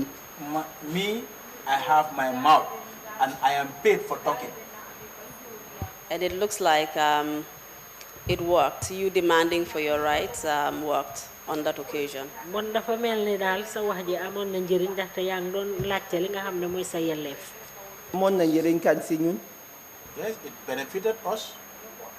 And during the course of the night, were there any facilities, perhaps for the toilet given to you and others? ci guddi gi ndax amoon na xëj na wanak ak yu mel noonu yoo xam ne joxoon nañ leen ko. ku ko bugg a jëfoo nga mun koo jëfoo. ripitaat ko. wanoon nañ leen place mel ni maanaam wanak wala béréb boo xam ne boo leen soxlaa seen boppa di ngeen fa mun a dem. wanuñu loolu de. Those facilities were not shown to us. And how did you and others manage? léegi nag naka ngeen fa nekkee woon yow yaa ñeneen ñi. ñeneen de ñu ngi tëddoon di nelaw. ñeneen ñi nga xam ne nelawuñ ni ki man nag ñu ngi toogoon di xool. The other people, they were sleeping. The others, like me, were just sitting down. And how did you manage for toilet facilities? léegi nag boo leen soxlaa dem ci wanak bi nag naka ngeen daan def. yàlla moo ñu ma dimbale de man ba bor set munum bu dew ma si wano. It was through the help of God until in the morning I was never. And what about the others? Going to toilet. ñeneen ñi nag xamuloo. ñeneen ñi ñu ngi unconscious. The others, they were unconscious. Did you observe anybody perhaps urinating or defecating on themselves because they were not able to physically get up and go to the toilet? seetlu nga ci ñooñu nga xam ne ñoom nekkuñu woon seen sago ndax seetlu nga ci ñen ñoo xam ne xëj na saw nañ seen boppa wala yaaxa nañ seen boppa ci jamono jooju. loolu bàyyiwuma si xel de. I didn't observe that. And after you woke up the next morning, were you given any food to eat or water to drink? léegi ba baru setee nag ca suba sa ndax jox nañ leen dara ngeen lekka wala jox leen ngeen naan. joxuñ ma dara si la ñëw ñu ne ma ticca ma ne naam ñu ne ma yow yaag ñii konte ñun ñetta ñu ne ma yéen da ngeen a ñibbi. Nothing was given to me until the following morning. They came to me and said, "Teacher, you and this, we were 3 in number. We will release you." And can you tell us why they decided to release all of you? ndax di ñu mun a wax lan moo tax ba ñoom ñu ne yéen da ngeen di dem dañ leen di bàyyi ngeen ñibbi. mun naa am li ñu garab bi deful dara moo tax. It might be that the reason that the medicine did not have any effect on us. That might be the reason. And before you were released, did you hear or observe anybody being killed or slaughtered in that place? léegi yow balaa ñu la doon bàyyi pour nga ñibbi ndax dégg nga wala gis nga kenn koo xam ne rendi nañ ko foofu wala ñu rey ko. déggaane yàlla gisuma loolu. To be frank, between me and Allah, I didn't see such. And did you hear anybody speak about an incident like that? ndax dégguloo kenn tam koo xam ne wax na lu ni mel ne xew na fa. déedéet dégguma lu. No, I didn't hear such. And you've already mentioned that you and others who did not exhibit the symptoms of the medicine were released. Did you leave others there when you were going? waaw wax nga fi ne yow yaa ñeneen ñi nga xam ne gannaaw boo leen naanee garab gi daal nekku leen woon di manière comme ñeneen ñi yéen bàyyi nañ leen ndax ñeneen ñi tam gannaaw gi bàyyi nañ leen ndax fa ngeen leen bàyyi. foofu lañ leen bàyyi. We left them there. And do you know why they were detained there? xam nga lan a tax ñoom ñu téye leen fa ñoom yéen ñu bàyyi leen. loolu ñoom ñoo ko xam. That reason, it is only known to them. And do you know how long they remained there after you had left? yow gannaaw boo leen fa bàyyeekoo ndax xam nga ñooñu nag ñoom yan jamono lañ fa toog. dégg naa ñu ne am nañu fa am 1 week de. I have heard that there were people who have spent 1 week there. And did you hear about what was going on during that week and what they were made to do? ndax mënoon nga dégg jamono bés bu ay boobu ñeen fa téye woon lan lañ leen defloo wala lan a xew ci ñoom. non dégguma woon dara de. I didn't hear anything. And what happened after you subsequently left Kololi? léegi lan moo xew nag gannaaw boo xam ne bàyyeekoo nga Kololi. léegi dañ ñu yóbbu ba si bunta bi fekk ñu ngi taxawal moto foofu. They took us up to the gate, and by then there was a vehicle that was standing there. ñu ne ñu ubbi bunta bi ñu ne ñu dugaleen. They opened the door and asked us to enter. moto bi isi ñu ba terminal Banjul. The vehicle brought us up to terminal in Banjul. ñu jox ñu ku nekk $300 ñu ne ñu ñibbi leen. They give each of us $300 and asked us to go home. And do you know why they gave you this money and asked you to go? xam nga lan a tax xaalis boobu ñu jox leen ko pare ne dem leen. pour ñu passé ko ñibbi ndegem ñoo ñu jëlee ci suñ dëkk yi yóbbu ñu. It was given to us for us to use it as a transport to go home, since they were the very people who took us from our home to that place. So you felt that they had an obligation to do that? bon dafa mel ni bon ñoom nag loolu seen warugal la woon pour ñu def ko. waaw seen warugal la. Yes, it was their obligation for them to do so. And how did you get home eventually? léegi gannaaw bi na naka nga mujjee egg kër. jugee si féer bi dañ jaara si ba baara ñu jël taxi man ma ñëw ba suñ kër gu mag ma wàcca ma dem si suma yaay. Upon our arrival of the Bara, I took a taxi. They took a taxi and went home. For me, I went to my mom's residence. foofu laa sangu foofu laa tëdda nelaw parce que guddi bi yëpp nelawuma. That is where I took my shower. I slept there because I didn't sleep the whole night. after nag lañ ma jox ma lekka si laa ñëw suma kër. After that, they gave me a food to eat, and I ate the food. Then I left for my house. And can you tell us what impact at all, if at all, this whole experience has had on you? yow loolu la dal noonu yépp nag ndax am na dara loo xam ne jural na la ko. waaw. Yes. Please go ahead and time tell us. boobu maa ngi deputize Berending Lower Basic. By then, I was a deputy at Berendin Lower Basic. suma dee dem dama dee yóbbu ndéewo maalo bu tàngal mbuuru tàngal tii def si flash bi yóbbu suma office. When I am going to work in the morning, I used to go with hot rice, bread, and tea to get to my poti office. mayonnaise poti bota mu ngi si office bi. Mayonnaise and butter. teacher yi ku bugg a ndéewo amuloo ndéewo dangaa ñëw nga ndéewo suma office. The teachers who wants to take breakfast and they could not afford, they will come to my office and took their breakfast there. waaye biñ ma bàyyee si ëllëg si ma dem school suma ndéewo bi kenn lekku ko gannaaw ñaari nit rek. But when I was released and the following day I went to the school, no one ate my breakfast except 2 people. And do you know why that was the reason? waaw liñ ne doma la moo tax ñu daw ñeme ñun suma lekka bi. The reason being is they said that I am a witch. That's why they decided to run away from my food. And what impact did that have on you and your working relationship with other teachers? teachers yi fii maa ngi am problème sax last year. Even the teachers that are here, I even have issues with them last year. problème ak suma benn deputy. I have problem with one of my deputy. mu ne man dama dee absent lu bare. They allege that I absent a lot.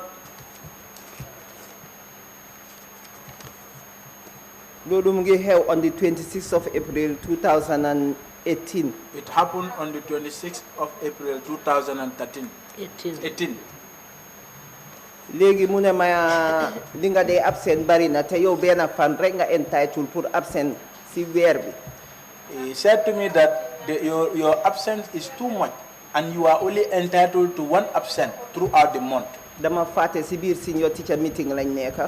I forgot that we were in a meeting of senior teachers. mu yuuxu si kaw. He shouted loudly. man noonu laa ko explain na leen ne victime laa ba pare TRRC ñoom ma dee oo di ma yóbbu si docteur yi. loolu moo tax maa dee absent. I then informed him that I am a victim and the TRRC are the one who keeps whom I go and answer to, and when I go they will take me to the hospital for treatment. after ma ne ko ni nga dee approach correct. Then I told him the way and manner you approach people is di not yuuxu correct. si kaw nit ki correct. You are shouting on someone. That is not correct. ñu wàcca ma génn di ñibbi mu taxaw si jaaykati soow bi mu oo ma. When we closed and I was going home, he went and stand to the shop where they sell this milk. ma ñëw mu ne ma sister man dama la doon waxaat rek ma ne ko waaw liggéey bee ñu boole. Then he called me when I came. He told me that, sister, I was just talking to you, advising you. I told him, yes, it is because of the work that put us together. sa ëllëg sama xëy ñëw school. The following day, I came to work. bi may ñëw towards the office head teacher's office rek mu waaxu si ñëw. When I was heading to work, I was coming towards the office of the head teachers. He then approached me. Tabara Job faalewu ma ko. He called me Tabara Job, and I didn't respond.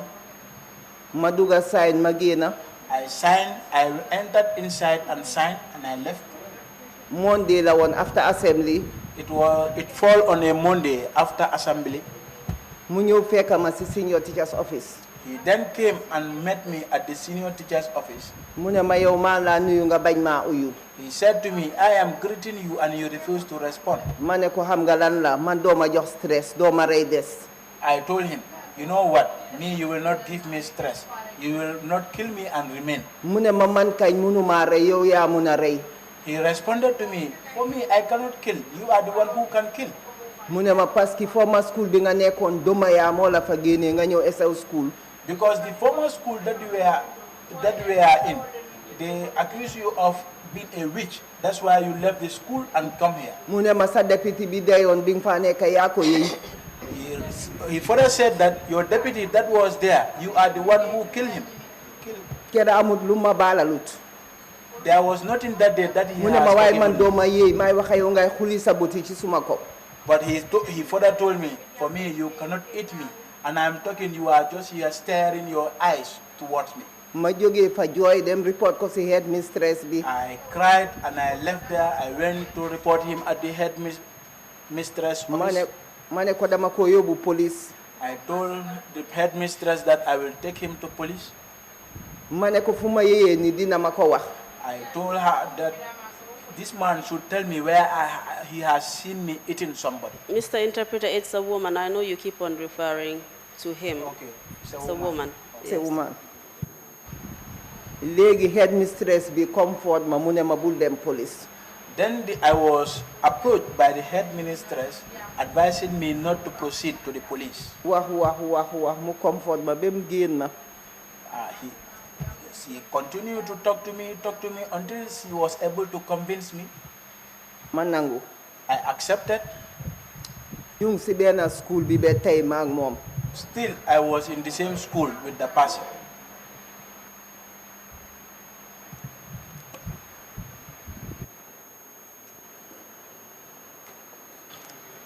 And Madam Jao, I know that this is one particular example of perhaps the stigmatization that you basically suffered after you had come from Kololi and you were accused of being a witch. Were there any other instances that you can recall? Madam Jao, xam naa ne lii benn misaal la rek boo xam ne toppana la ñu lay joxoñ baaraam gannaaw boo bàyyeekoo kóolóoli boobu nga doon naanee garab bi ndax am na beneen misaal boo xam ne mën nga ñu koo jox la dal. man bés bu ma duggee school rek su ma jàkkaarloo moom suma xol bi daf dee fees. Whenever I go to the school and I face him, I face her, I am always in a very distressed situation. dafa mel ni bés boobu la ma wax li ma wax. It seems like it was the very day that she said what she said to me before. te suma senior la foog ma maslaha moom rek. And by then she was my senior, so I should just be flexible with her. waaye nag dëkk bi tamit léegoo léegi ñu joxoon ñu. But sometimes too in this country people will handpick us. ñu bari doo ñëwatuñ daw nañ. Some people who were coming, many of them, they are no longer coming.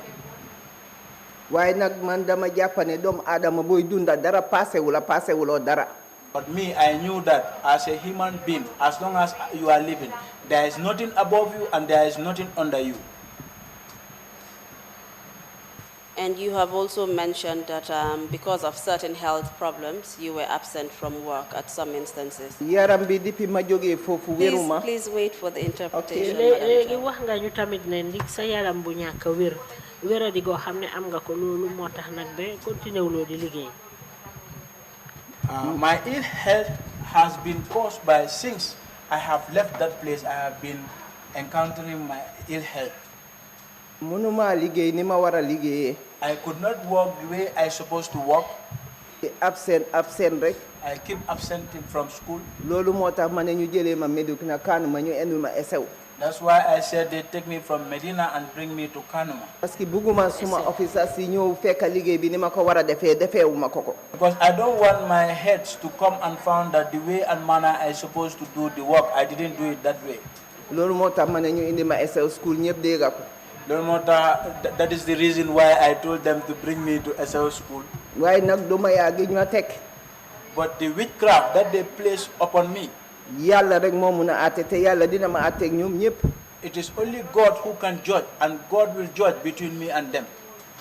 And you had explained that at Kololi, you did not feel the immediate effects of the drug. Can you tell us what is responsible for your ill health now? What do you think is responsible? léegi yow wax nga ñu ne garab ba nga ko naanee ca Kololi loolu amul da benn jafe-jafe boo xam ne indil na la ko ci sa wàllu yaram léegi nag nga ne da nga wéradi ndax di ñu mën a wax lan moo waral wéradi boobu. parce que dem naa l'hôpital ñu diagnose ma ne dama am high blood diabetes ak gastric. Because I went to the hospital and I was diagnosed with high blood pressure, diabetes, and gastric.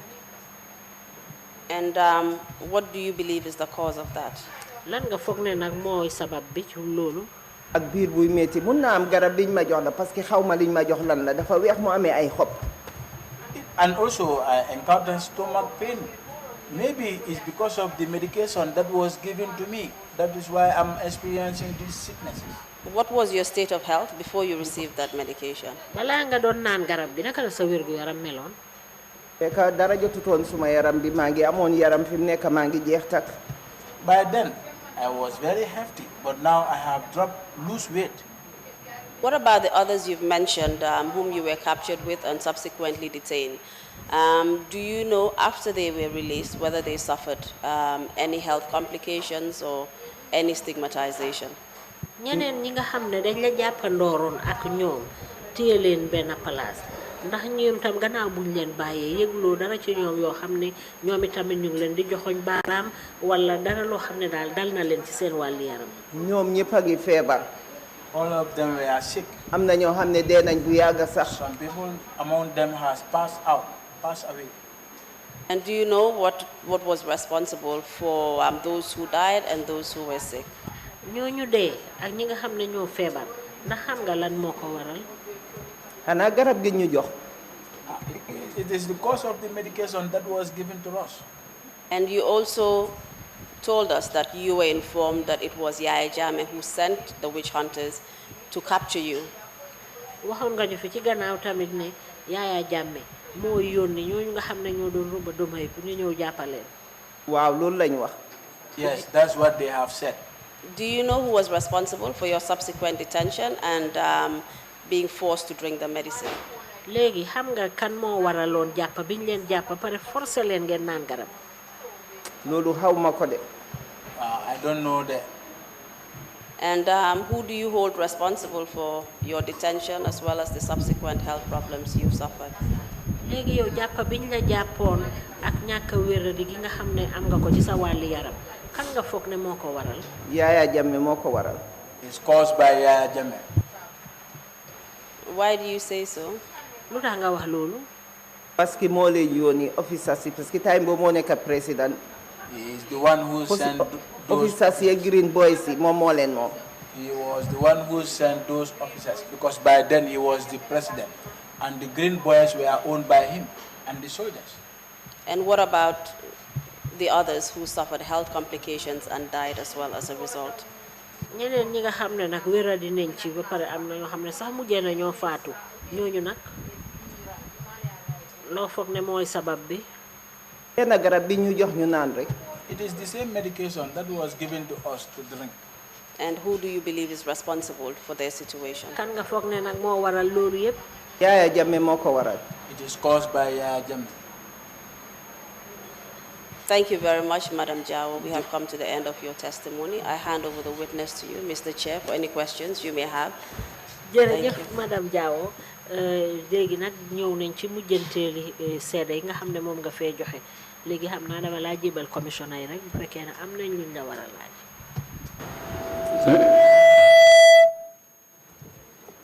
Thank you very much, Council, and thank you, Madam Jao, for your testimony. jërëjëf Council jërëjëf madame Jawo ci sa seede yi nga fi joxe. And to you as well, we would say that we are truly sorry what you had gone through in the hands of these witch hunters. maa ngi wax ne ñun tam ñu ngi méttit lu baax. dafa sa baat tuuti dégguma li nga wax de olof bi. ma ne mu ne moom it tamit ñu ngi méttit lu bu baax ci li nga xam ne moo la dal te mu ngi fa xeekoo ci ñooñu nga xam ne ñoo doon ruba du may. This should not happen to any citizen of this country. lii waruta dal kenn koo xam ne doomi réew mi nga. Or to any human being for that matter. wala sax bépp doomi aadama bu mun a doon. They constitute a gross violation of your human rights. li nga xam ne moo waral yàq boo xam ne yàq nañ ko bépp ak yelleef boo xam ne am nga ko comme doomu aadama. Commissioners, if you have any questions to ask, please so indicate. If not, Deputy Chair, you have the floor, please. Commissioner moo la laaj fi mu nekk Deputy Chair. Thank you, Chair. Thank you, witness. My question is related to your incident with the deputy.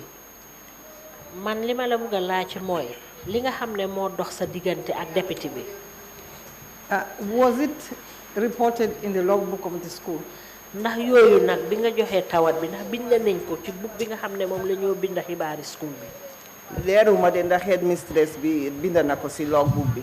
It was, I'm not sure about that. I don't know whether the headmistress has write it down on the book.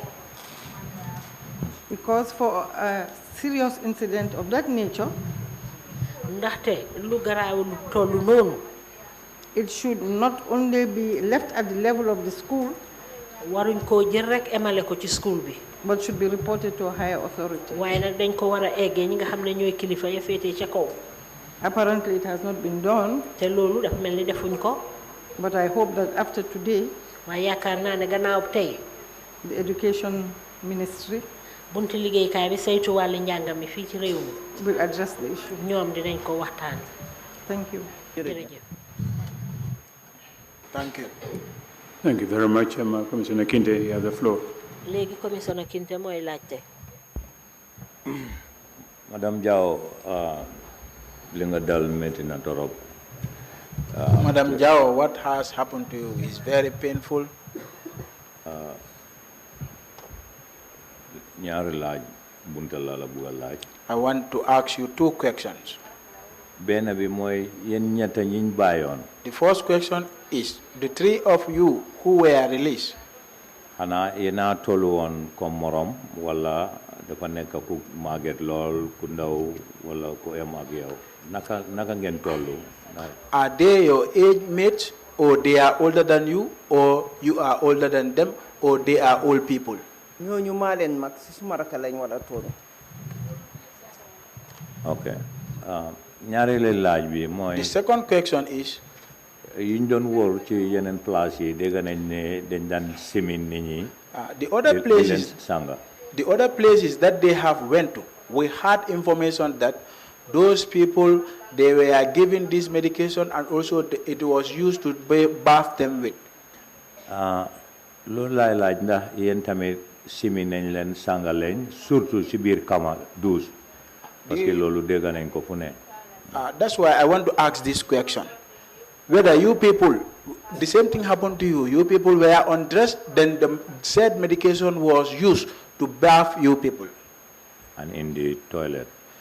In the toilet. Degane yalla day man bena fan bima fa am gisuma fa lolu.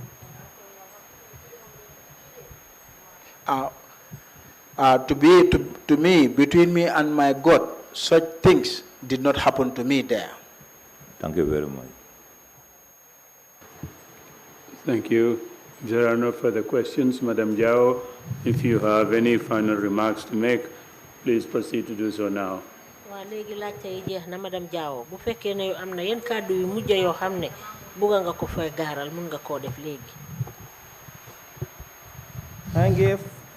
Njëkka nuyu TRRC.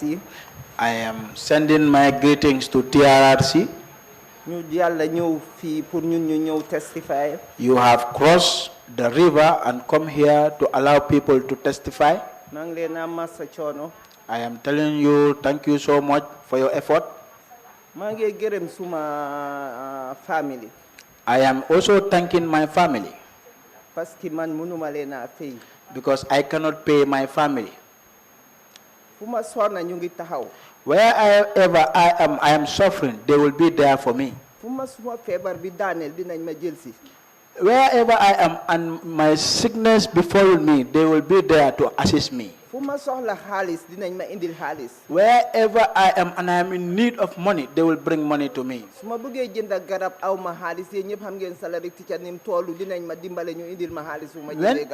I want to buy medication, as we all know the salaries of the teachers, they will volunteer and come and buy medications for me. I cannot pay them. It is only God who can pay them. I am thanking my regional directorates. For them, they have the understanding that I am sick. They did not observe me in any manner. What they said to me is, if you can go to work, go and work. If you cannot work, go home and lie down and sleep. I am thankful to my head teacher whom I'm working with here. But also, I want to inform you that I am not well. I have taken so many loans, like institutions like Trust Bank and Nganefan. But up to now, I could not recover my health. I cannot go and work full week without lying down. I am appealing to you people to make sure that you do something about our treatment. Because I have drank only one cup. Talk less of people who have drink 2 to 3 cups. It is painful. But as human beings, whatever happened to you, you should know that is the will of Allah. May God help us and give us a good health. Thank you so much. Thank you very much indeed, Madam Jao, for those remarks. Before we take a break, I just want to recognize not just the presence of citizens of SL, the TRRC here today, But as we had witnessed in Sibanor, a very large presence of the young students, some are from the upper basic and secondary schools, some are here in SL.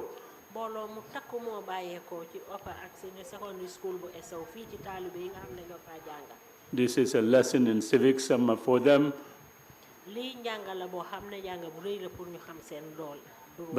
But most importantly, it is also a time for commitment to make sure that this thing never happens in this country again.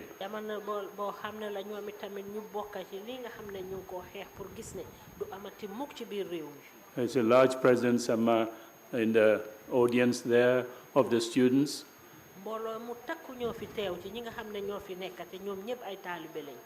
The future of the Gambia is in your hands. It is also in the hands of us, the adults. But we need to make sure that we hand over something to you that is worth receiving and carrying it well.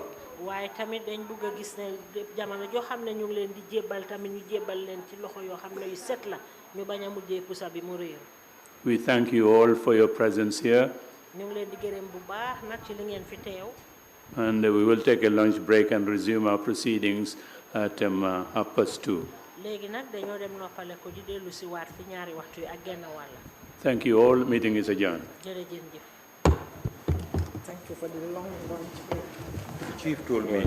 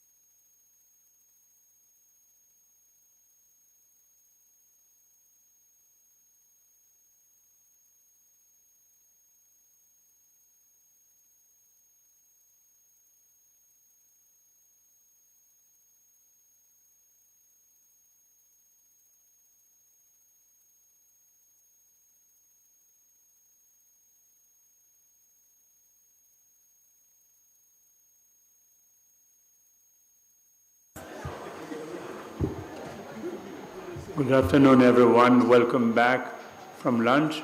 Council, are we ready to continue our proceedings? If so, you have the floor, please. Good afternoon, Mr. Chair. I have the pleasure to call Mr. Lamin Sise as my next witness.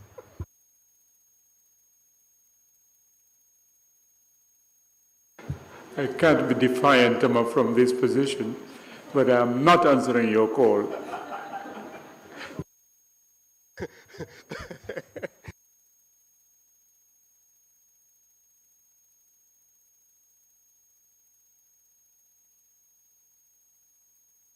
Luckily, this one is not from Bansang, but from Bara.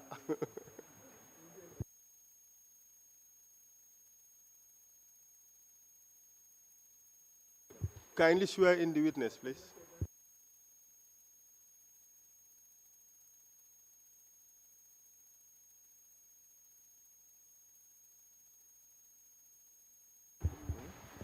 Yes. I, Lamin Sise. I, Lamin Sise.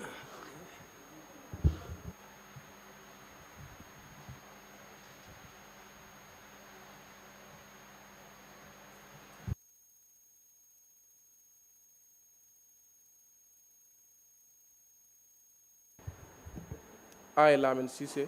I, Lamin Sise. Do swear that.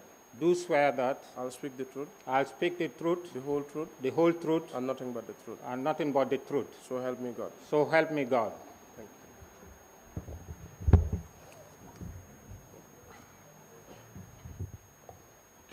you. Welcome, Mr. Sise. Welcome to the TRRC. We have already met. My name is Esa Mbaifao. My role this afternoon is to assist you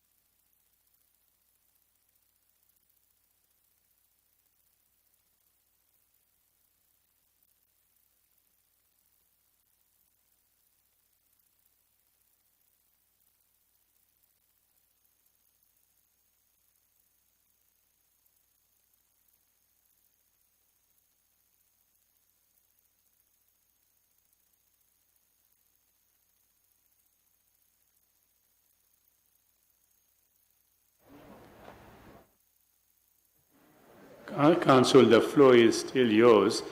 If you want to continue, I don't know if this system can handle two Lamin Sises. It got scared the moment I went. But please proceed if we are ready. I don't want to see you on the witness box. Welcome, Mr. Sise. Thank you. As I was saying, my name is Esam Baifal. My role today is to help you give your testimony to the Commission. Are we together? Yes. Yeah, we are a little bit behind time, so I will not go further into the guidance as we had already met and discussed things. I'll just start straight away. Can you kindly tell us your full names, please? My names are Lamin Sise. Where were you born? I was born in Esau village. Mr. Chair, we're not hearing any interpretation. Maybe there should be interpretation in at least one local language. Okay. I will do it in Mandinka. All right, please do. Mr. Sise, where were you born? I was born in Esau.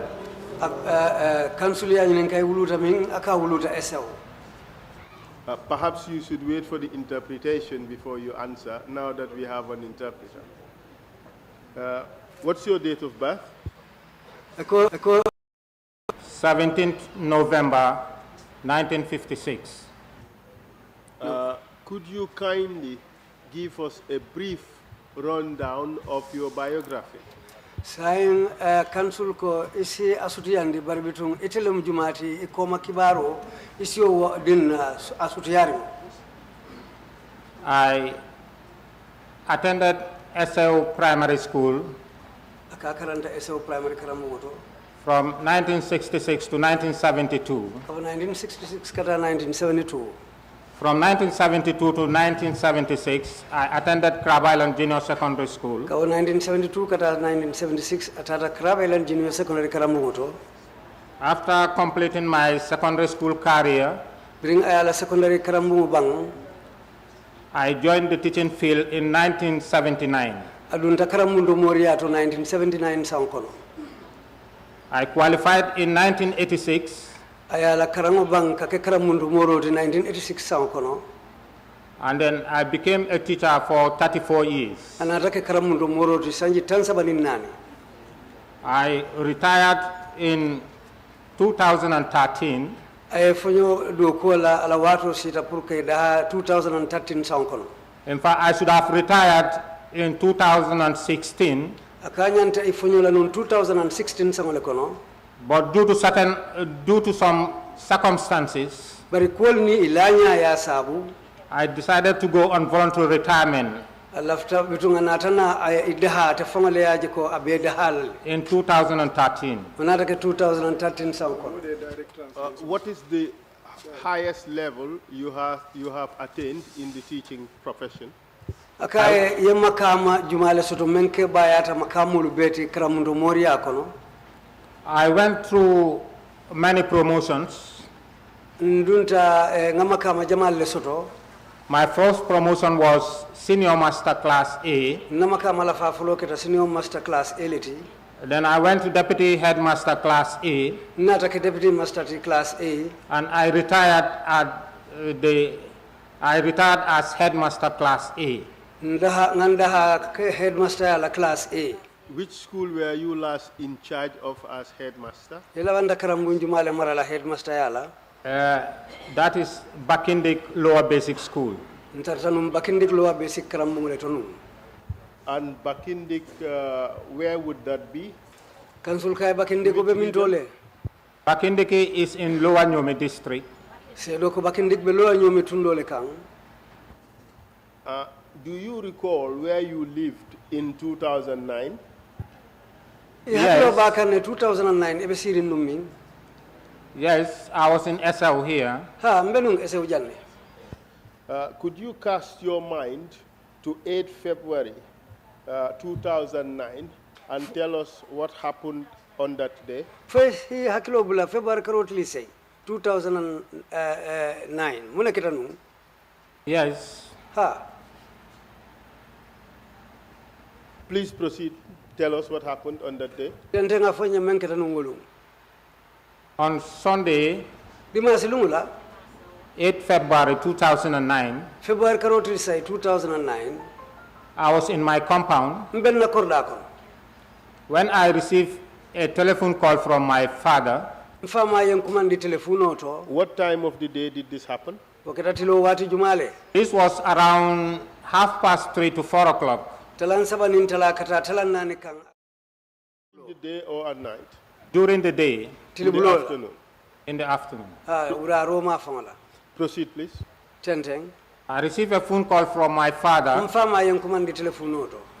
that OC Omar Jao. Ko OC Omar Jao. What do you mean by OC? Akoto mwoleti.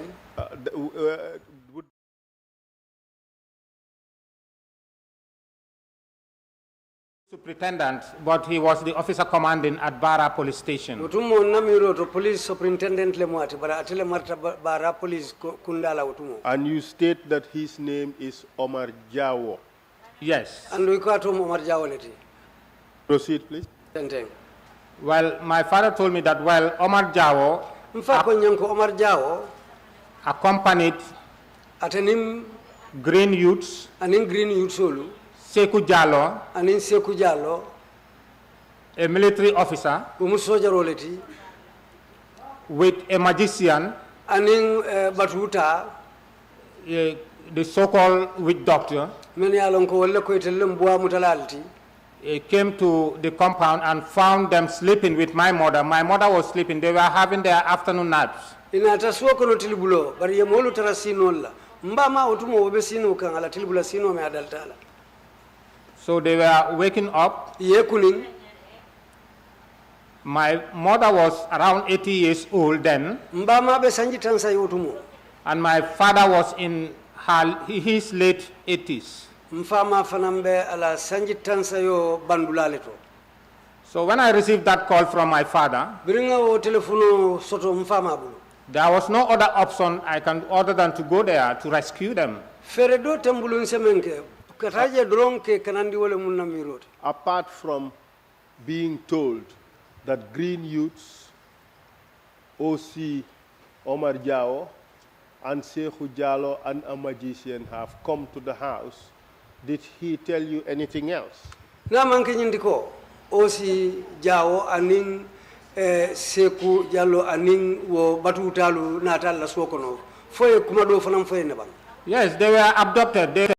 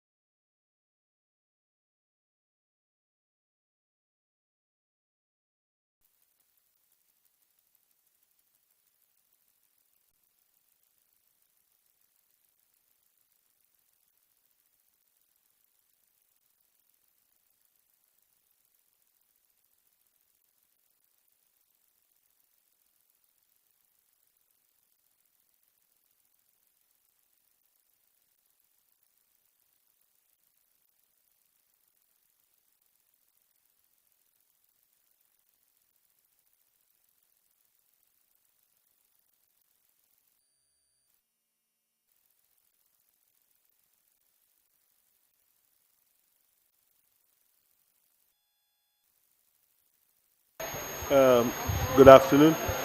Mr. Chair, I think we are back on. We are almost there. Hello? These guys don't know. Hey, ma'am.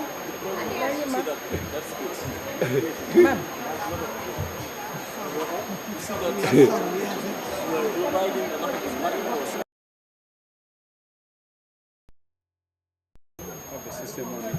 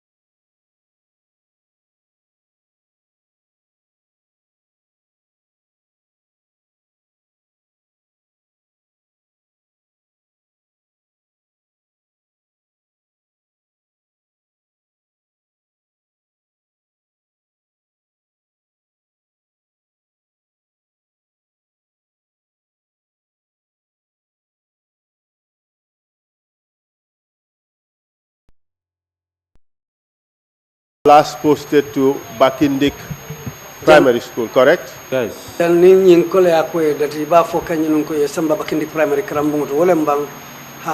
Yes. That's right. So you also went ahead to tell us that you received information from your parents that they were being taken to the village Bantaba by the OC of Bara Police Station, Mr. Omar Jao, together with Green Youths and one Sehu Jalo from the military. Ko Bara Youths ko anin Seku Jalla wolle be isambakan satela Bantabato.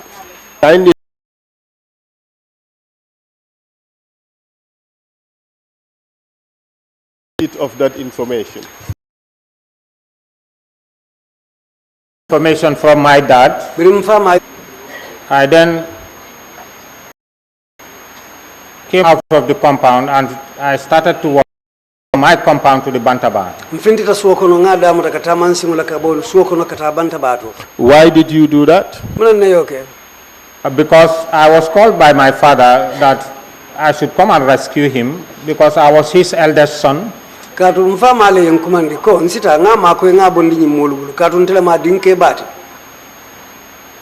rescue him from what?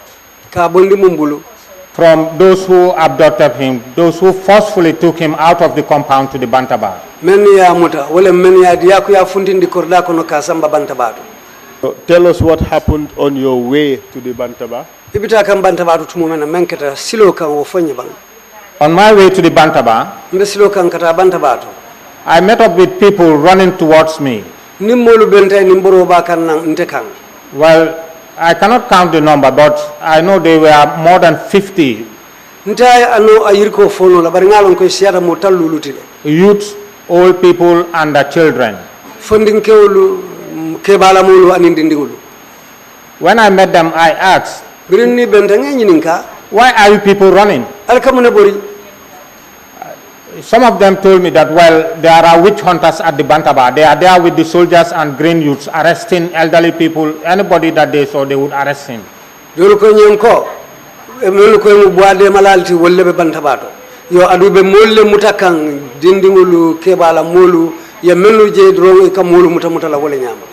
For me, I have no other option other than to go there. Because if my father and mother is in their hands, I have to go. So When I went up to the Bantaba, I found all those arrested sitting on the ground. About how many of them? I found the district chief, our Sefo Fabakar Nana Sonko. He was seated on a chair. Upon arrival at the Bantaba, I found these green youths, the green boys and girls. They were in their short green wrappers. Our elderly people were sitting on the ground. Soldiers were all around the Bantaba with their guns. These green youths were dancing, drumming and dancing. The magician, the so-called witch doctor, has a board in his hand. What kind of a board? It's just a sort of plate. He was in red attire with cowrie cells all over the body. He would hold the plate in front of him. Like if I have a plate in front of me whilst mirrors are mounted on it. Now if I hold it in front of me, whoever's image appears from the back in the mirror,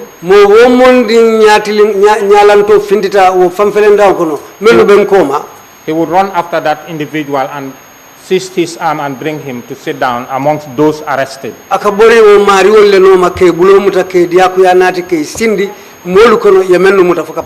When you arrived there, how many people did you find seated on the ground as people arrested? There were more than 50. Could you give us an indication as to the age distribution of the people there?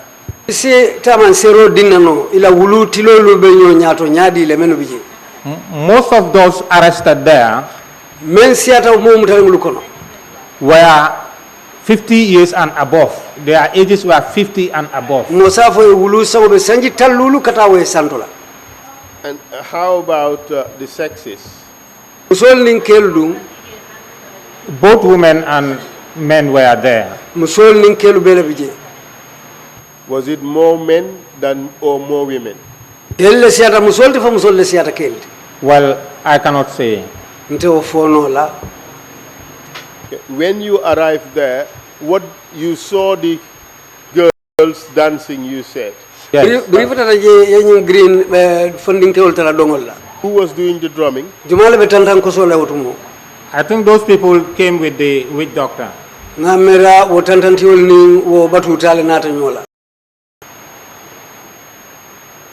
When you arrived and saw these guys beating the drums and the green girls dancing, the men and women arrested are seated on the floor, on the ground, what did you do? Green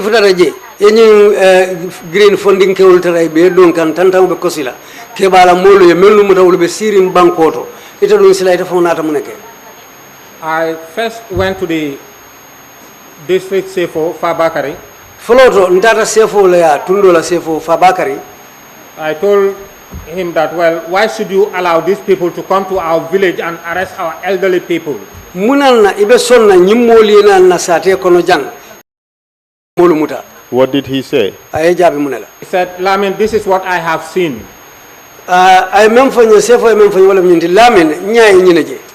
He even told me that his sister was even among those arrested.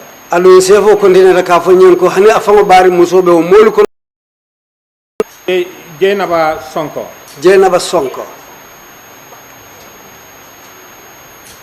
And then what happened after that? After that, I told him that, well, I don't know whether, but my parents... Who's this Sekou Jallow you're talking about?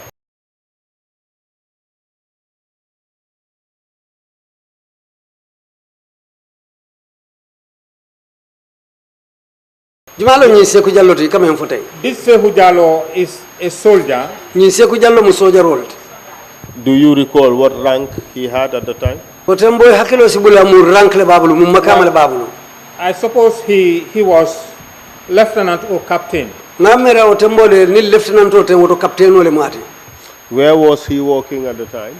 o tembo akado ko ke minto He is posted at Barra, but he was at Fort Glen. ya la doku dinkira ke barale bari akata do ko la Fort Bulen Did you know him before this date? fo ya lon non jang nit ñi lu be sila I used to see him, but I don't know him. nka jele de bari na mandali But did you come to know him on that day? bari Yes. inata lon ne wulungola Yes. ya So Sehu Jallo approached you, and then what happened? Seku Jallo nate kan sila mune nata ke When he approached me, bira anatan kan he asked me my reason of coming there. ay ñinin kan na jeena dalilola I told him that I received a telephone call from my dad nañu fayen ko famale en commande telephone auto that he is been arrested with my mother, together with my ko ba muta kan aninte bama and we are taken to the Bantaba kabo santo kabo yaya jamme bulu to come and arrest our parents pour kana intel wulula lu muta and take them for medical treatment. kawlu samba jara rola That was the time I told him that, well, but we can take care of our parents and we can treat our parents, we can cure them. oy wutumo len kayen ko intel fanglu sin wulula lu topoto nole nsi ma ko no le ngi jara intel fanglu si o kenole How did he react to that? atenata o jeñaari le He said I was insulting the president. akonte be president wala nen kan That was when he started slapping me. wutumo lon aya damuta kan tulo busa I also insisted, fanam balanta but you know, one man cannot fight a dozen all by himself. bari yalo mo kilinte mo tankele All the soldiers who were around sojarol men bebe je and these green youths, Who handcuffed you? jumale handcuff Seku Jallo handcuffed me. Seku Jallo le handcuff o bulambulola You have said that you had a conversation with Sehu Jallo. ñum Correct? foko ni Seku Jallo e diamole ke toña bang You said it was after that he slapped you, o kola lo ñum foko ay tulo busa and the soldiers around and the green boys descended on you, and all of them were beating you. to sojarol ni green boy sol men bay je utumo le ngol be ñapite kan ibe lipakan And this Sehu Jallo, same Sehu Jallo, put handcuffs in your hands. ate o Seku Jallo kilingole handcuff o bule bulola This Sehu Jallo, if you see him again or you see a picture of his, would you be able to recognize him? ni Seku Jallo ni aje kote ke afango wala ya nataloje iba sutele le bang Yes. yes Prior to this hearing, I had showed you a photo board jan ñimbe ñim bilungo be sila nganatalol dolu itandila comprising 5 photographs. I would show you the same photo board again and ask you natal lulle babala bari mba ayitandile la kote ke so you can identify the person you claim to be Sehu Jallo if he is on the photo board. isa ajube ning ayatarate Seku Jallo bije ya sute na be molu kono isa ajube fo ba sute la bang May I ask the OV van to put the photograph on the screen, please? ba fala obi vani pour ya natalo fintindi screen o to television to jang You have 5 photographs. jang mo lulule natalo felentije Don't answer yet.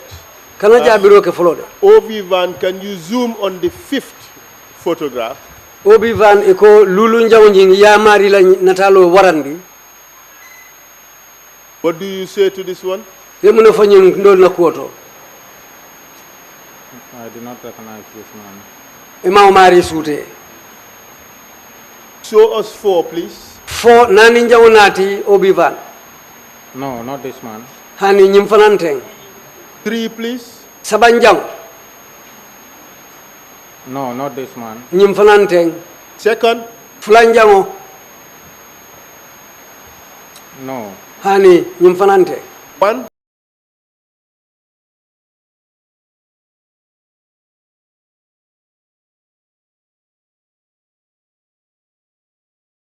wan follow ñi That's the man. ñine mu ñine famu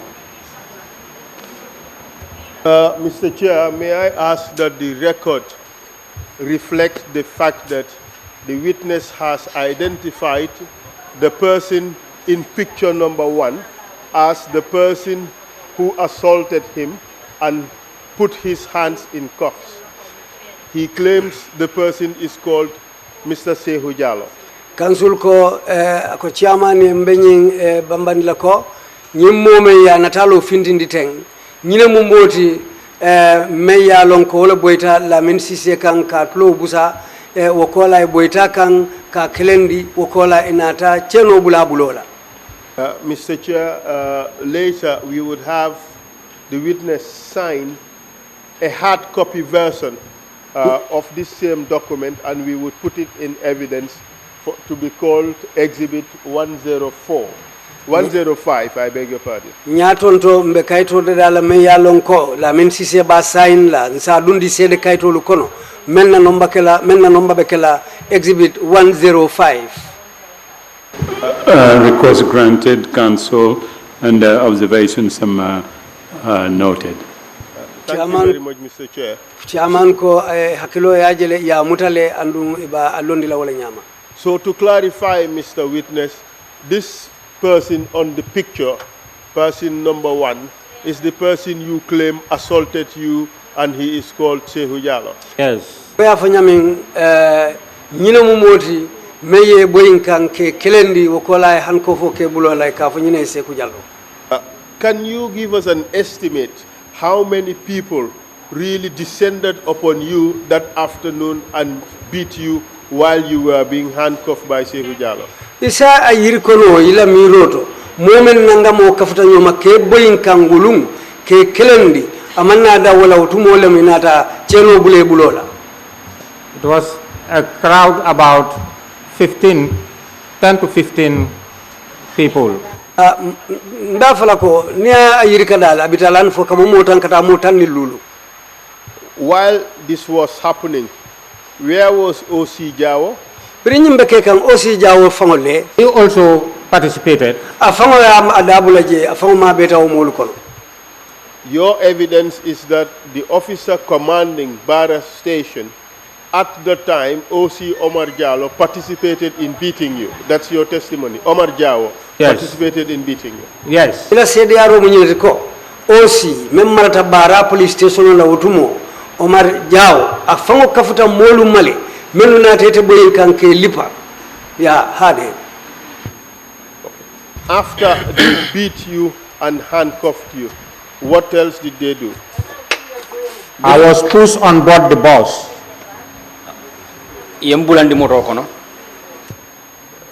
What was the effect of that beating, the physical effect of that beating on you? I sustained injury. My nose, my head, my mouth were all bleeding.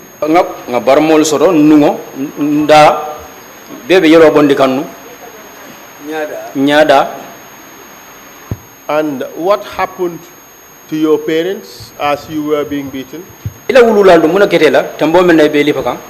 My parents got annoyed and then they left the Bantaba. They walked away.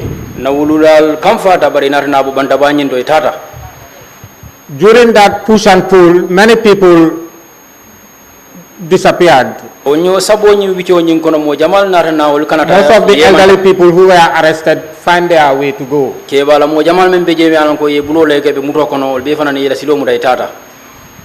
Your parents, they also managed to escape. Yes.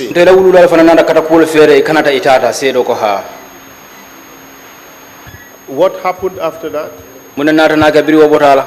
After that, around 5 o'clock, 5 p.m., the bus departed for Fort Blen. Do you have any idea how many people were in that bus? The bus was full. And how many people would you estimate to have been in that bus?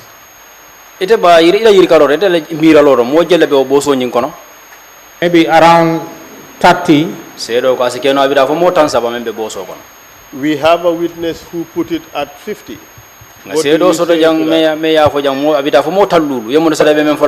Well, it's possible because then I was in pain. I couldn't identify all of them. Seedo ko asikeno le katum wato atamindi mole be nyola amakala mutamune be kerin. So after 5 p.m. the bus left. Where did it go? Birim boso wutuda talalulu lara mafon tata mintole. The bus left for Fort Blen. Seedo ko boso nata Fort Blen.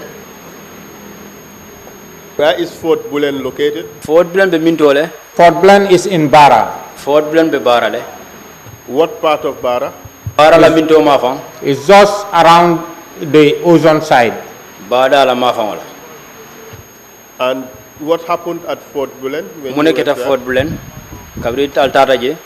Upon arrival at Fort Blen, birim furata Fort Blen, I came down on board the bus while my hands were cuffed. Njita boso kono o tembo la wato mbulol be sistering. When I entered the fort, kabri ndunda fort nyin kono. The first person I met was Alaji Babukar Fai, the present alcalo of Bara. Mo folo men na benta wolam Alaji Babukar Fai di wolam alcalo de saintem je. He said to me, Lamin, you're sali ground di. Is akonye ko Lamin, bari la insembo wartale di. Could you say that in English? He said to me, Lamin, but this is serious. And how did you respond? Ya jabi nyadi le. I responded to him that, well, my parents were arrested and I insisted that they will not go. That was why I was treated that way. Nga jabi nyinna ko na wulula ye bulola wolle ka yolle muta andum balanda nyinna ko woltita wala tiyanna ye mfana marateng. Apart from Alaji Babukar Fai, who else did you meet? Ninga bot Alaji Babukar Fai la ye jumala fanan taraje. I saw the late chief Alaji Taboramane. Alaji Taboramane tala nga fanan taraje. Aja Merital, aning Aja Merital, Rohi Fai, and many other people. What were these people doing at the fort? They were also arrested because they were later marched out of the fort to go on board the bus. Apart from being told that the president, former President Jammeh, ordered that these people be arrested and taken for treatment, did you hear any other information as to why these people were being arrested?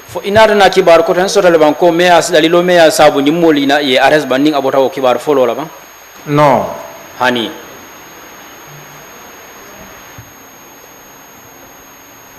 You said that one of the people involved in this arrest was a magician. Yen fo janko modo be nyum mol kono men ya lon ka da be nyum mol kono men be mol muta abe kono wala nyum bo ade malalti wolando batuta. Are those magicians known by any other name? Foto ko tan dol be wol la ba batuta ba waranto bo ade malal ba foto ko tan do be la ba. Well, I don't know their names other than the witch doctor. Okay.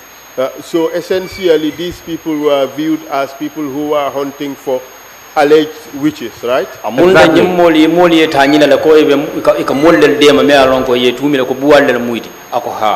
Is there any connection between the witch hunting and those arrests that were made? Fo chokinyolo do be jalwa me yalon ko be nyimbu de malal tema anin yalon ko menu mutabang. No. Hani. No, the question is there any connection, any relationship between those hunting witches and those who were arrested? No.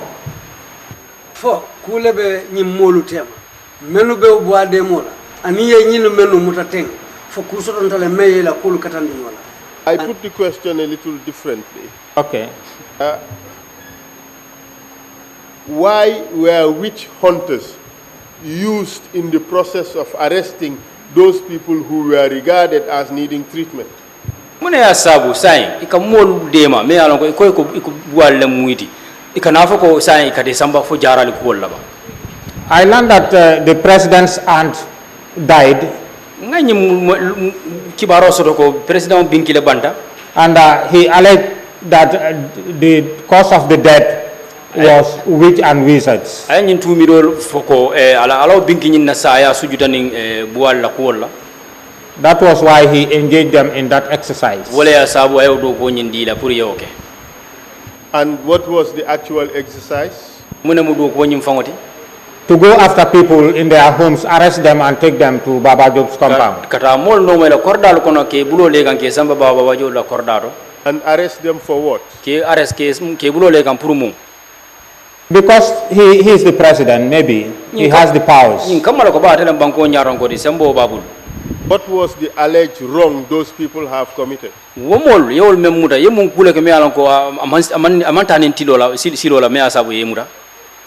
To me, they have not done anything wrong. But what were they alleged to have done? They said they were witches and wizards.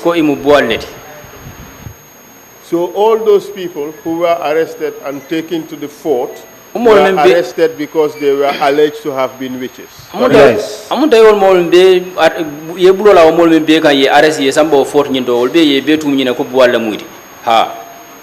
when you arrived at the fort and you saw all these people, what happened afterwards? After some minutes, these people were marched, all the detainees at Fort Blen were marched to the bus. I was the only one left in the fort with about 20 to 30 soldiers.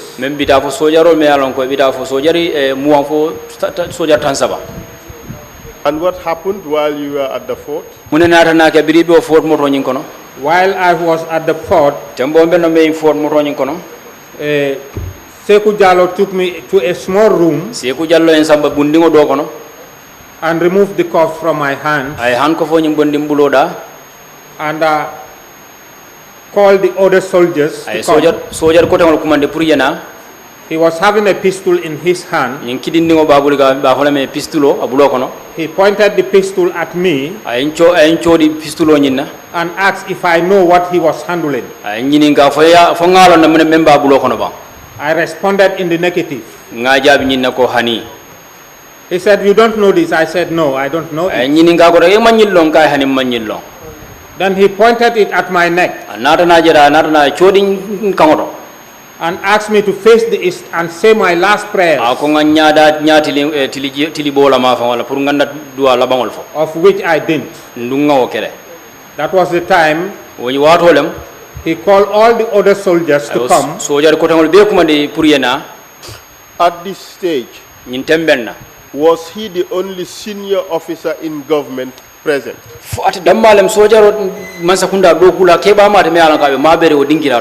He was there with Omar Jawo. Which Omar Jawo are you referring to? OC Omar Jawo of Bara Police Station. OC Omar Jawo, member of Bara Police Station. Did OC Omar Jawo say or do anything? OC Omar Jawo, Since I was arrested, OC Jawo was insulting me all the time, that I was rude, I was going against the president.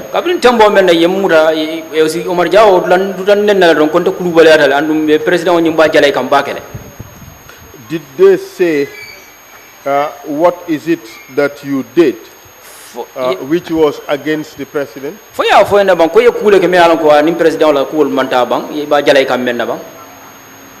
Just that I insisted that my parents will not go, that's all. You have told us that OC Omar Jawo was OC for Bara Station, officer commanding Bara Station. OC Omar Jawo, OC officer commanding the Bara Police Station. Yes. You also told us that Sekou Jallow was a lieutenant or captain at the time.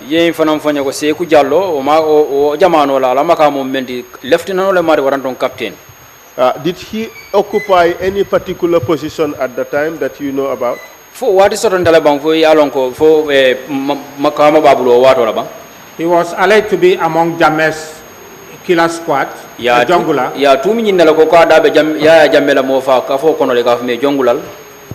And what else? Did he occupy any particular position for government in around or around Bara at the time? Ani mung fo waro makama fana babulle bang masakunda ra karola me alon ka be sir masakunda to yala or have any particular responsibilities for the government? Waranto fo duo ku babulle me alon ko be marli ngolla masakunda to yala. Yes, they were responsible of Jammeh's properties within North Bank here. Ha, ito le be marli nu ya Jammeh la na soto fengola North Bank region na tundora jam. So you are in this small room, your cuffs have been removed. Sekou Jallow put a pistol on your neck and asked you to do your last prayers, which you refused. He called the other soldiers around. What happened next? Sekou Jallow narana inarana nyi hanko fota ya bondi buloto Sekou Jallow nar ay pistolota ay aloy kangoto akoy ko pour yela duwa labonke andu ibalanta sojar ko tawol nata nanaje ngune nata nake. So when they came, he ordered them to hold my hands and legs. So I was suspended. So they hold my legs and my hands. Ay kango dila pour yem dole yem bulo muda dole en singo muda inarana fata sinyo bala. So they started beating me with chains. Some used these 8mm rods. Some were using those pipes. Some sticks. They were beating me all over my body. How many of them? About 20 of them, 20 to 30 of them. So there are a lot of lacerations on my body. After Omar Jawo, did he do anything during that beating? He was part of it. They were all part of it.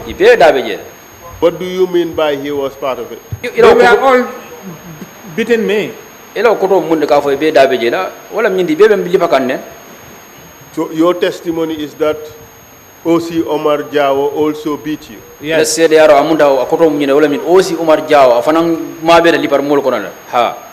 How about Sekou Jallow? Yes. He also participated. Participated in what? In the beating. Could you answer again? Pardon? Could you answer again? He participated in what? In the beating. And for how long did this beating last? It took some time. Yeah. Could you give an estimate? Well, about 15-20 minutes. Because I think they started beating me at around 5:30. And I was there with them up to 8 o'clock.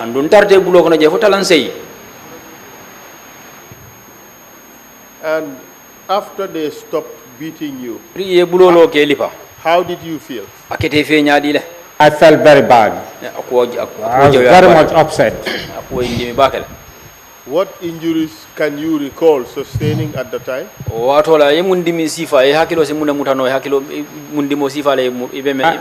have general body pain because I was stained with blood. My mouth was swollen, my face, everything. So I was in pain. And what happened afterwards? After some time, around 8 o'clock, I was released. And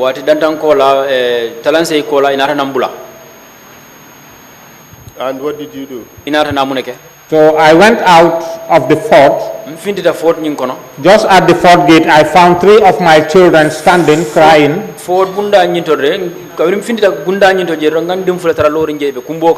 Did you see the bus again? No, I did not see the bus. And what did you do when you saw your children? I found them crying, so I calmed them down. I walked away with them because they were very much upset when they saw me soaked in blood because my shirt was stained with blood, all over my body.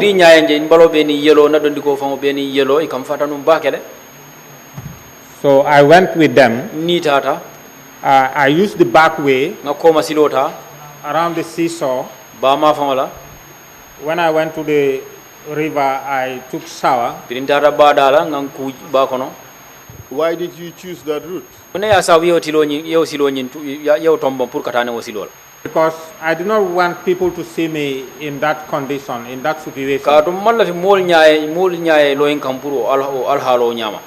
And why did you decide to wash yourself in the river? Mune ya sawi ngani yo so pour kate fanku bato. I want to do that just to remove the blood from my face and part of my body. Nga yinke nyingine kam nga ke nyine kam pour ka yelo bondi mbalo bala ani mbulol bala. Where were your children when you were doing that? They were standing outside while I was inside. Inside of what? In the river, inside the I was. What did you do after you washed yourself? After that, I walked away with them to my home. At around what time did you arrive at your house? I arrived there around quarter to 9 in the evening.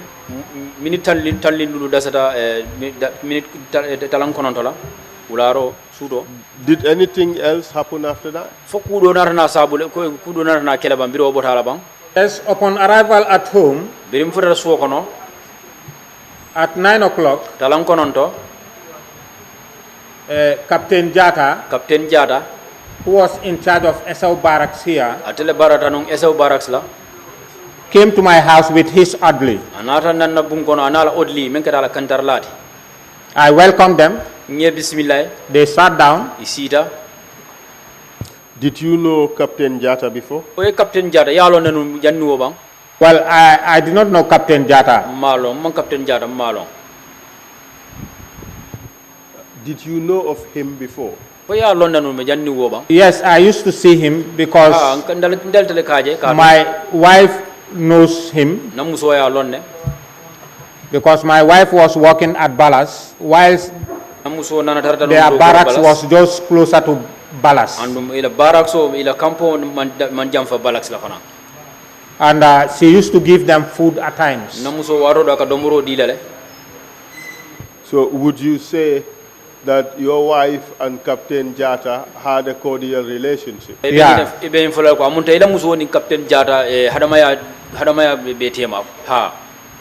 What did Captain Jata say when he arrived at your house? Captain said he has come to apologize me because these people who were on this witch hunt exercise came to his barracks and asked for his men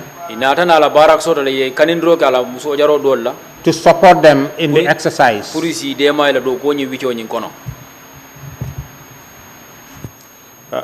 Did he say why he had to apologize? Yes. He said if he refused for his men to be used by these witch hunters,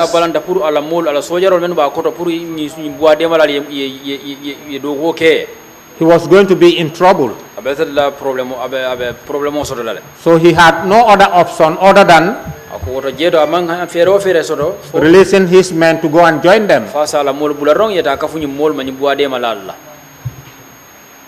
And that is why he came to you to apologize. Exactly. And how did you react to that? I told him, well, it had happened, it cannot be revised. So it was not a problem. Did you forgive him at that time? Yes, because he came to apologize. So and what happened afterwards? Afterwards, I told him that, but I am to report to the station the following morning. Because I am asked by Omar Jao to report there at 8 o'clock.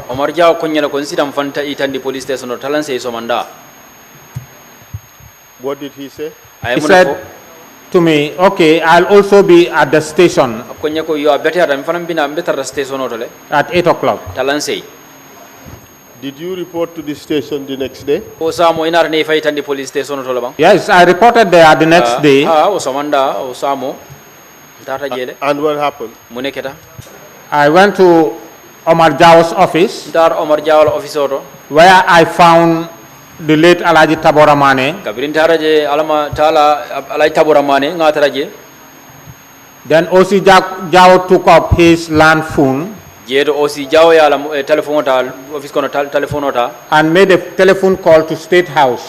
State House command telephone. He said he was giving a call to the then State Guard Commander Lamin Sane. Ko State Guard la commander membe nung Lamin Sane wala ya commandi. After talking to that man, biringa diamta way. He said, Lamin Sane said, let me be taken to State House. Ako Lamin Sane ko puri yente samba State House. But before he finishes his conversation with Lamin Sane, bari janning atani Lamin Sane be telephone kacha banna. Captain Jata stepped in. Ka jedo Captain Jata na dung office of fanon kono. So Captain told him, well, no, already I have spoken to Lamin Sane for Mr. Cisse to be released.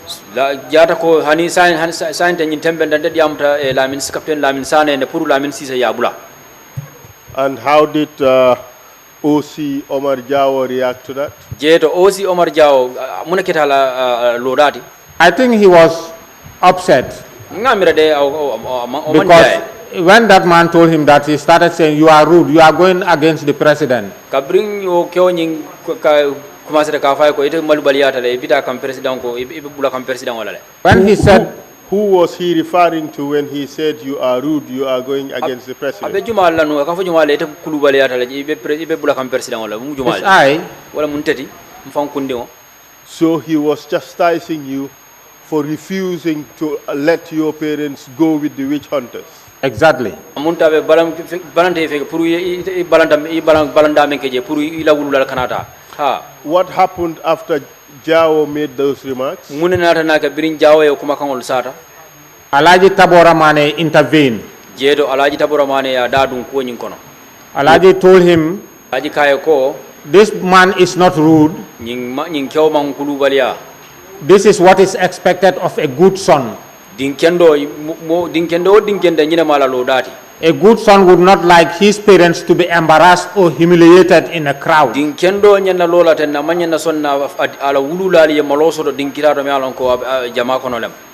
That was the time I was released to go home.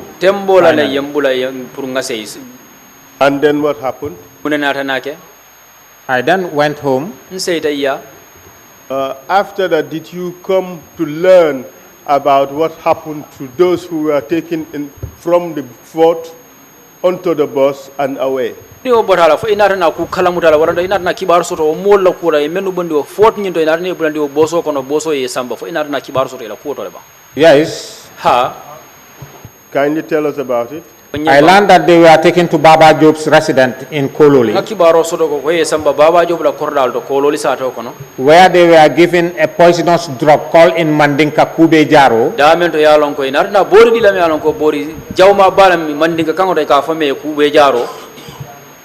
Did you learn about what happened after this concoction was given to them? Yes, according to sources, after drinking the concoction, you vomit instantly, you have instant diarrhea, and you become dizzy, and you behave like a mad person. Who told you this? I was told by one of those who went there. And who was that person? I wouldn't disclose the name, but I can write down his name. Please write down the name and provide it to the commission. He's got paper. All right. Thank you.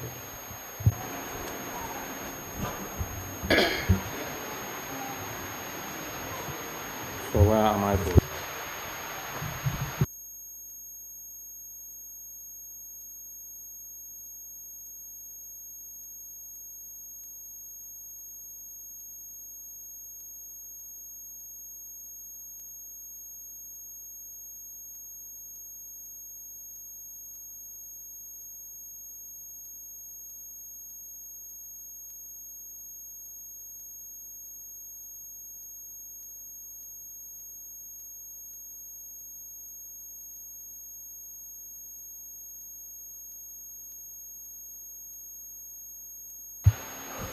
Mr. Chair, at the appropriate time, we would put this name in the record as a confidential name.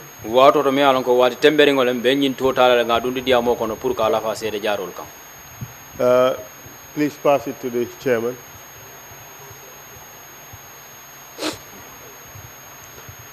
After you got this information, did you keep track of what happened to the group who were taken or allegedly taken to Baba Job's house? Yen kibaro soto fo inarna continue ka lon kibar ko tangol soto ba mol la me alon ko ye samba Baba Job la en kordato ko lo lisado kono ba. Yes. Ha. Can you tell us what happened to them? Fo isa fo no nyumuna natana kila. Some of them developed sicknesses. Modol be kono je me alon ko e kurangol soto. Lasting sicknesses. Bambalo. Some passed away. Dol banda. Some are still struggling with their illness. Can you give us a list of those who are taken as far as you can recall? Yes, I can give you their names. Please go ahead. Do you have it written on a paper? Yes, I have it written on a paper. Would you be happy to hand over that paper to the commission? Yes. Okay, take us through the list, and then you provide the document to the commission. Pardon? Just let me read out. Read out the list, yes. Sankum Balajo. Tabara Job. Abisa Jau. Sali Sonko. Jenaba Sonko. Mama Bas. Bach Jane. Mbay Cham. Fode Jallo. Masane Cisse. Mam Jey Bahum. Alhaji Babukar Faye. Rohi Faye. Mba Musa Trawale. Ken Bugul Njai. Pa Aliou Diouf. Ali Mar. Sekou Jawara. Myself. Malamin Kadi Sonko. Malamin Cisse. Binta Cisse. Nata Kamara. Adama Kasama. Late Alhaji Ken Bugul Faye. Late Alhaji Biji Sonko. Late Johnny Sonko. Late Ansu Sarr. Fatou Keta. Late Alhaji Tabora Mane. Mary Tal. And Jamanka. How many people on that list? I have 32 people on this list. Eventually, you did not get to go to Baba Job's house. No. How about Alhaji Tabora Mane? Alhaji did not go because the following morning we met at the station. So your list should exclude those two people. I did not know whether he was later taken. But at least it should exclude you. Yeah. Okay. Could you provide the document to the commission? Yes. Mr. Chair, with your permission, we ask that the document be admitted as Exhibit 106. Mr. Kia ila dunyo kang bela fila puruka nyindoko kaito ta puruka alafa sede yaro kaya ke 1060. Permission granted, Council. Yaman kaya ko ila kanindro nyin commission ya tale council. Mr. Witness, you have indicated Mr. Sedo ya fo ye intendi janko that some of those on the list are deceased. Modol be jamela ko ben kaito bala itol bandale. Do you know whether any one of them died as a result of this poisonous concoction they were given? Fo ila londora ila isa lonno le ba ñun dol mem banta ñun kayto ko ne men di commission la tem fo dol la bango sababu ta ñun boro le mem mimba yemen di le ya mimba. Yes, because some of them were complaining about kidney problems, heart problems after taking the concussion.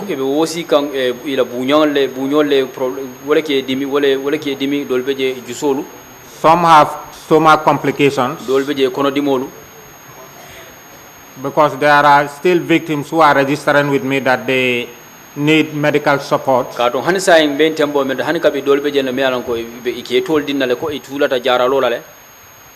Could you tell us those you believe died as a result of this concussion?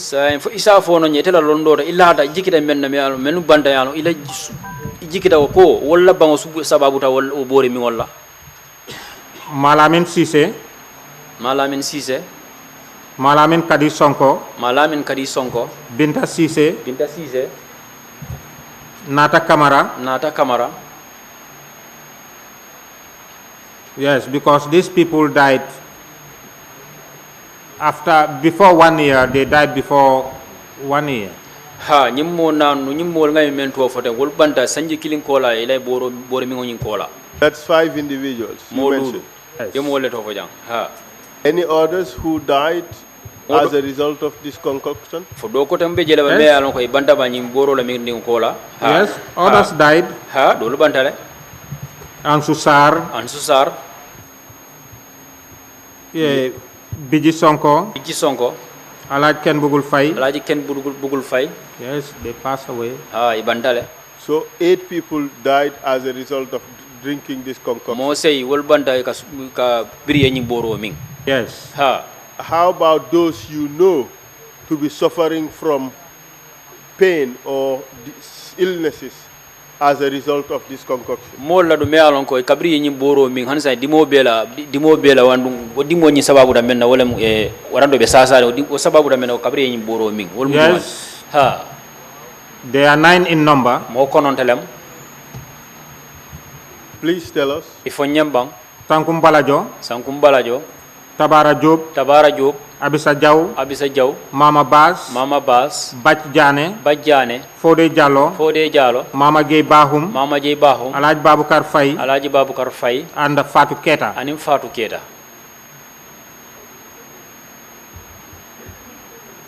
That would be 8 individuals. Yes. Apart from those who died and those who suffering from injury, being a resident of Esau and being very interested in this particular event,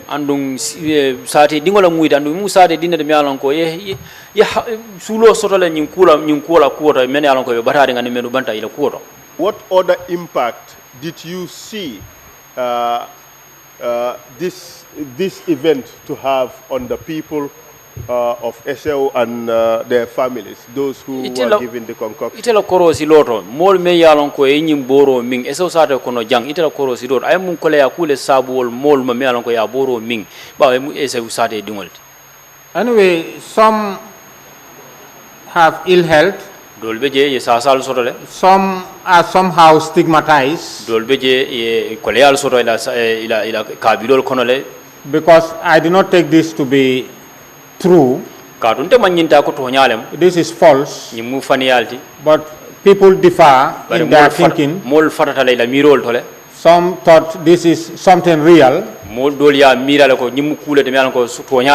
And it's all false. Tell us about the impact it has on the people of Esau, at least those who drank the concoction and members of their family. What impact it has on them?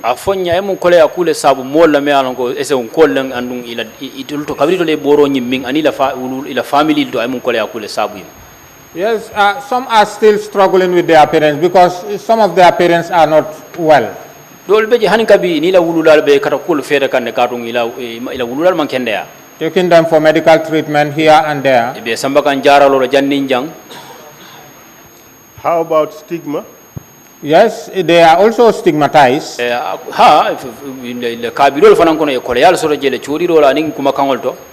Because some people may be provoking that you people are witches and wizards.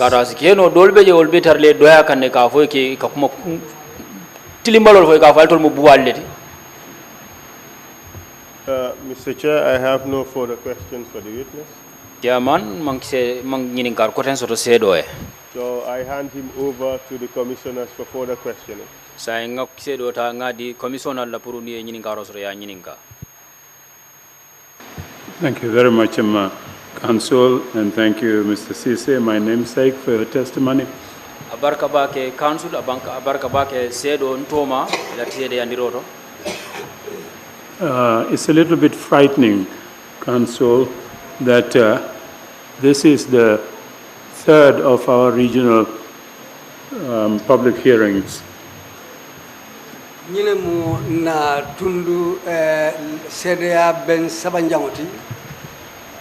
have not yet come to the end of this third one. And so far, what has been added to the toll of individuals who died as a direct taking of the concoction at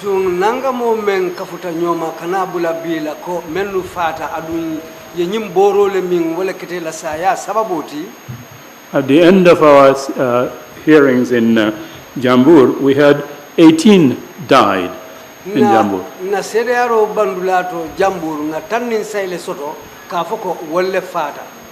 At the end of the hearings in Sibanor, with the deaths in Sintet, the number was 13. And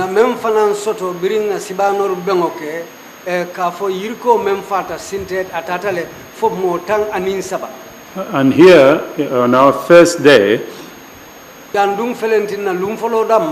we hear that 8 people had died here as a result of taking the concoction.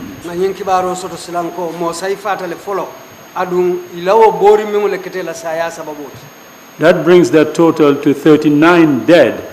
39 Gambians, innocent people, given some outrageous concoction. Gambia dingulu menu man tanake mo senungulu imam femfenke mo tansaba nin kononto kaw bori jawo cika kadila ke mindiala force o kam menkete la saya sababoti. And this is only one of 3 categories involved in this witch hunt episode. Adunia jube ñi mu fanna saba kilindoro neti men yalonko wolle tata ñi buade makko kono.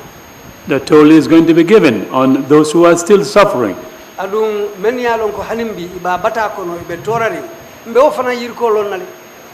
heaven knows how many people have been stigmatized, and for the rest of their lives they are being branded, abandoned as witches.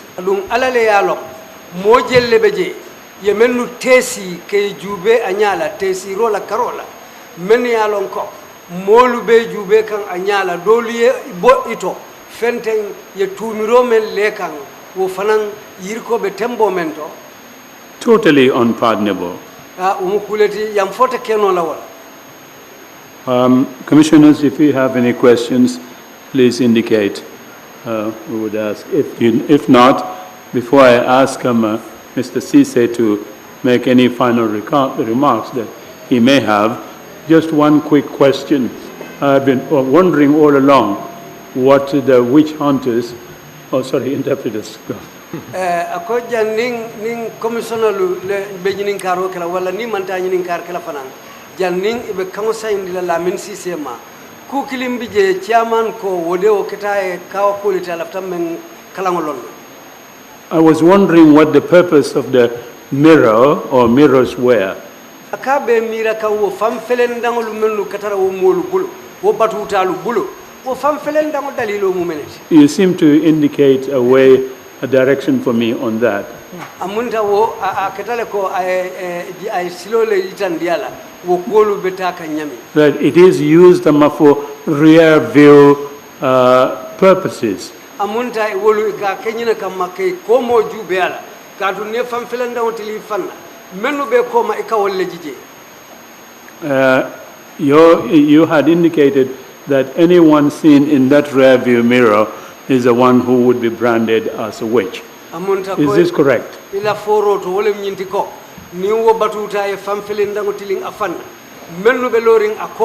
nimme nyaada findita o famfelenda on kono e ka wolle tumi ko wolle mbualdi wolle aketa wolle nyama ba. I assume, well, maybe it can be a magical mirror. I don't know. Ako asekeno ko ay ke mbileji famfelenda ngoti akamalo mbara asekeno la ke oti batutalu. Because he's a magician and at the same time a witch doctor. Kato batutale mo ko la kate mu boade malaldi. Thank you very much, Mr. Sise. Numbara Mr. Sise. Deputy Chair, you have the floor. Deputy Chair, wala nyante nyinin kala sai. Thank you, Chair. Thank you, Mr. Sise. Akoy numbara Mr. Sise. I wasn't very clear. Did they take your parents after all that fight?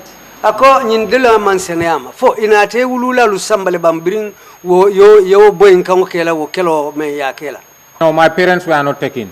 Hani imangulula lu samba. Thank you. Sometimes it's good to say no. Inumbara tumolo abetata le purka balang. And ye dumaro le dron soto numbam fo ye binol fanan soto ne. Ol bebe jele. I kamone ke binol la yo chodi tele bam fo ma chodi la. Ani ma chodi na. Mr. Chair, you're losing half the audience. We didn't hear any interpretation. Well, what the chairman was saying that the horns they had, which were adorned with cowrie shells and so on. Well, the chairman asked him whether they pointed that horn towards him. He said no, they didn't point the horn towards him. My apologies, Mr. Sise, if you have any closing remarks to make, please proceed to do so now. To Mr. Sise Silang, ila keno fele, ita fana mun kumal lesoto, ibebengo kumfala men itela kachala karola. I want to make my closing remarks in Mandinka. Lafita na kacha membe ko kumfala la mbafala Mandinka kangolto. For most of the audience to hear. Puru jama membe sirinjang isinna kumo moy. Can I go ahead? Please go ahead, but allow for English interpretation. Isitente mbarbitu nie afo kanaila kumolu jamfandi nsa kanna sori angale kaunto. Be contenta back. I'm very happy today.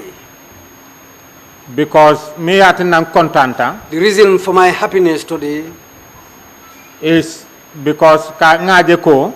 Because I've seen that. Lummetal nyawo nyang. However long a day, however far away a day is, finally that day must arrive. The last 22 years, we have no voice and nobody hears us. Because the ruler who was the head of state, I know that if I say, some will be very angry against me because some of them are sitting right inside this group here. But all what he did in this country, he is not the only son of the soil. The reason why people are saying this about him, it is something that he did. And this new government in place, what I am appealing to them for, they said they instituted or established a truth commission. The truth is being told, but we want those who offended, the offenders, let them be taken to the courts. Whatever the law says, let the law take its course. Those who were offended and were beaten and their people were killed, some ran away, let them be compensated. Before saying let's come together and be one, let's try to compensate one another and try and establish the truth minul boytan kange sambaluato luwa min fonga lekang. Those who were responsible for the atrocities committed should face the law. Yombe man sakunda dan la kotenke. I'm appealing to the government again. Ikana nyin truth commission ota lightly ko ye jane commission ota nyameng. Let them not take this truth commission lightly as they took the Jane commission. Nyin domu wandi fa buteleti. This one is a commission about those who beat other people's fathers. Andu ne mo fa bute. And if you beat somebody's father, abuka nyina de. He never forgets. Nen to nyamallo. If the truth is not established, we will continue beating each other's fathers up to the end of the Gambia. So I'm appealing to the Gambia government. Those who were offended, let them be compensated. If you look around, I saw students sitting here. I'm appealing to them. Let them be very serious with their education. Many of those people who are beating other people's fathers, some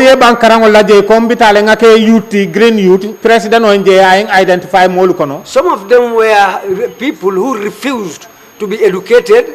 They decided to go, let me go so that the president will see me and do something. When they go and beat other people's fathers, the president gives them a job. We've seen a lot of things like that here. I'm urging the children to learn, to educate themselves. Let them discourage these youth movements. And I'm telling the government to discourage these youth movements. These youth movements are the groups who later turn and become beaters of other people's fathers. And that's what I've seen starting to raise its ugly head in this country again.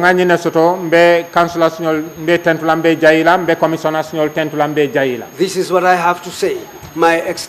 My sincerest thanks to the councillors, my sincerest thanks to the commissioners.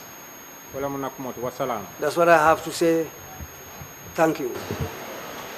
Thank you very much indeed, Mr. Cisse, for those closing remarks. We will resume our public hearings tomorrow morning at 10 o'clock sharp. The meeting is adjourned. Thank you all for coming.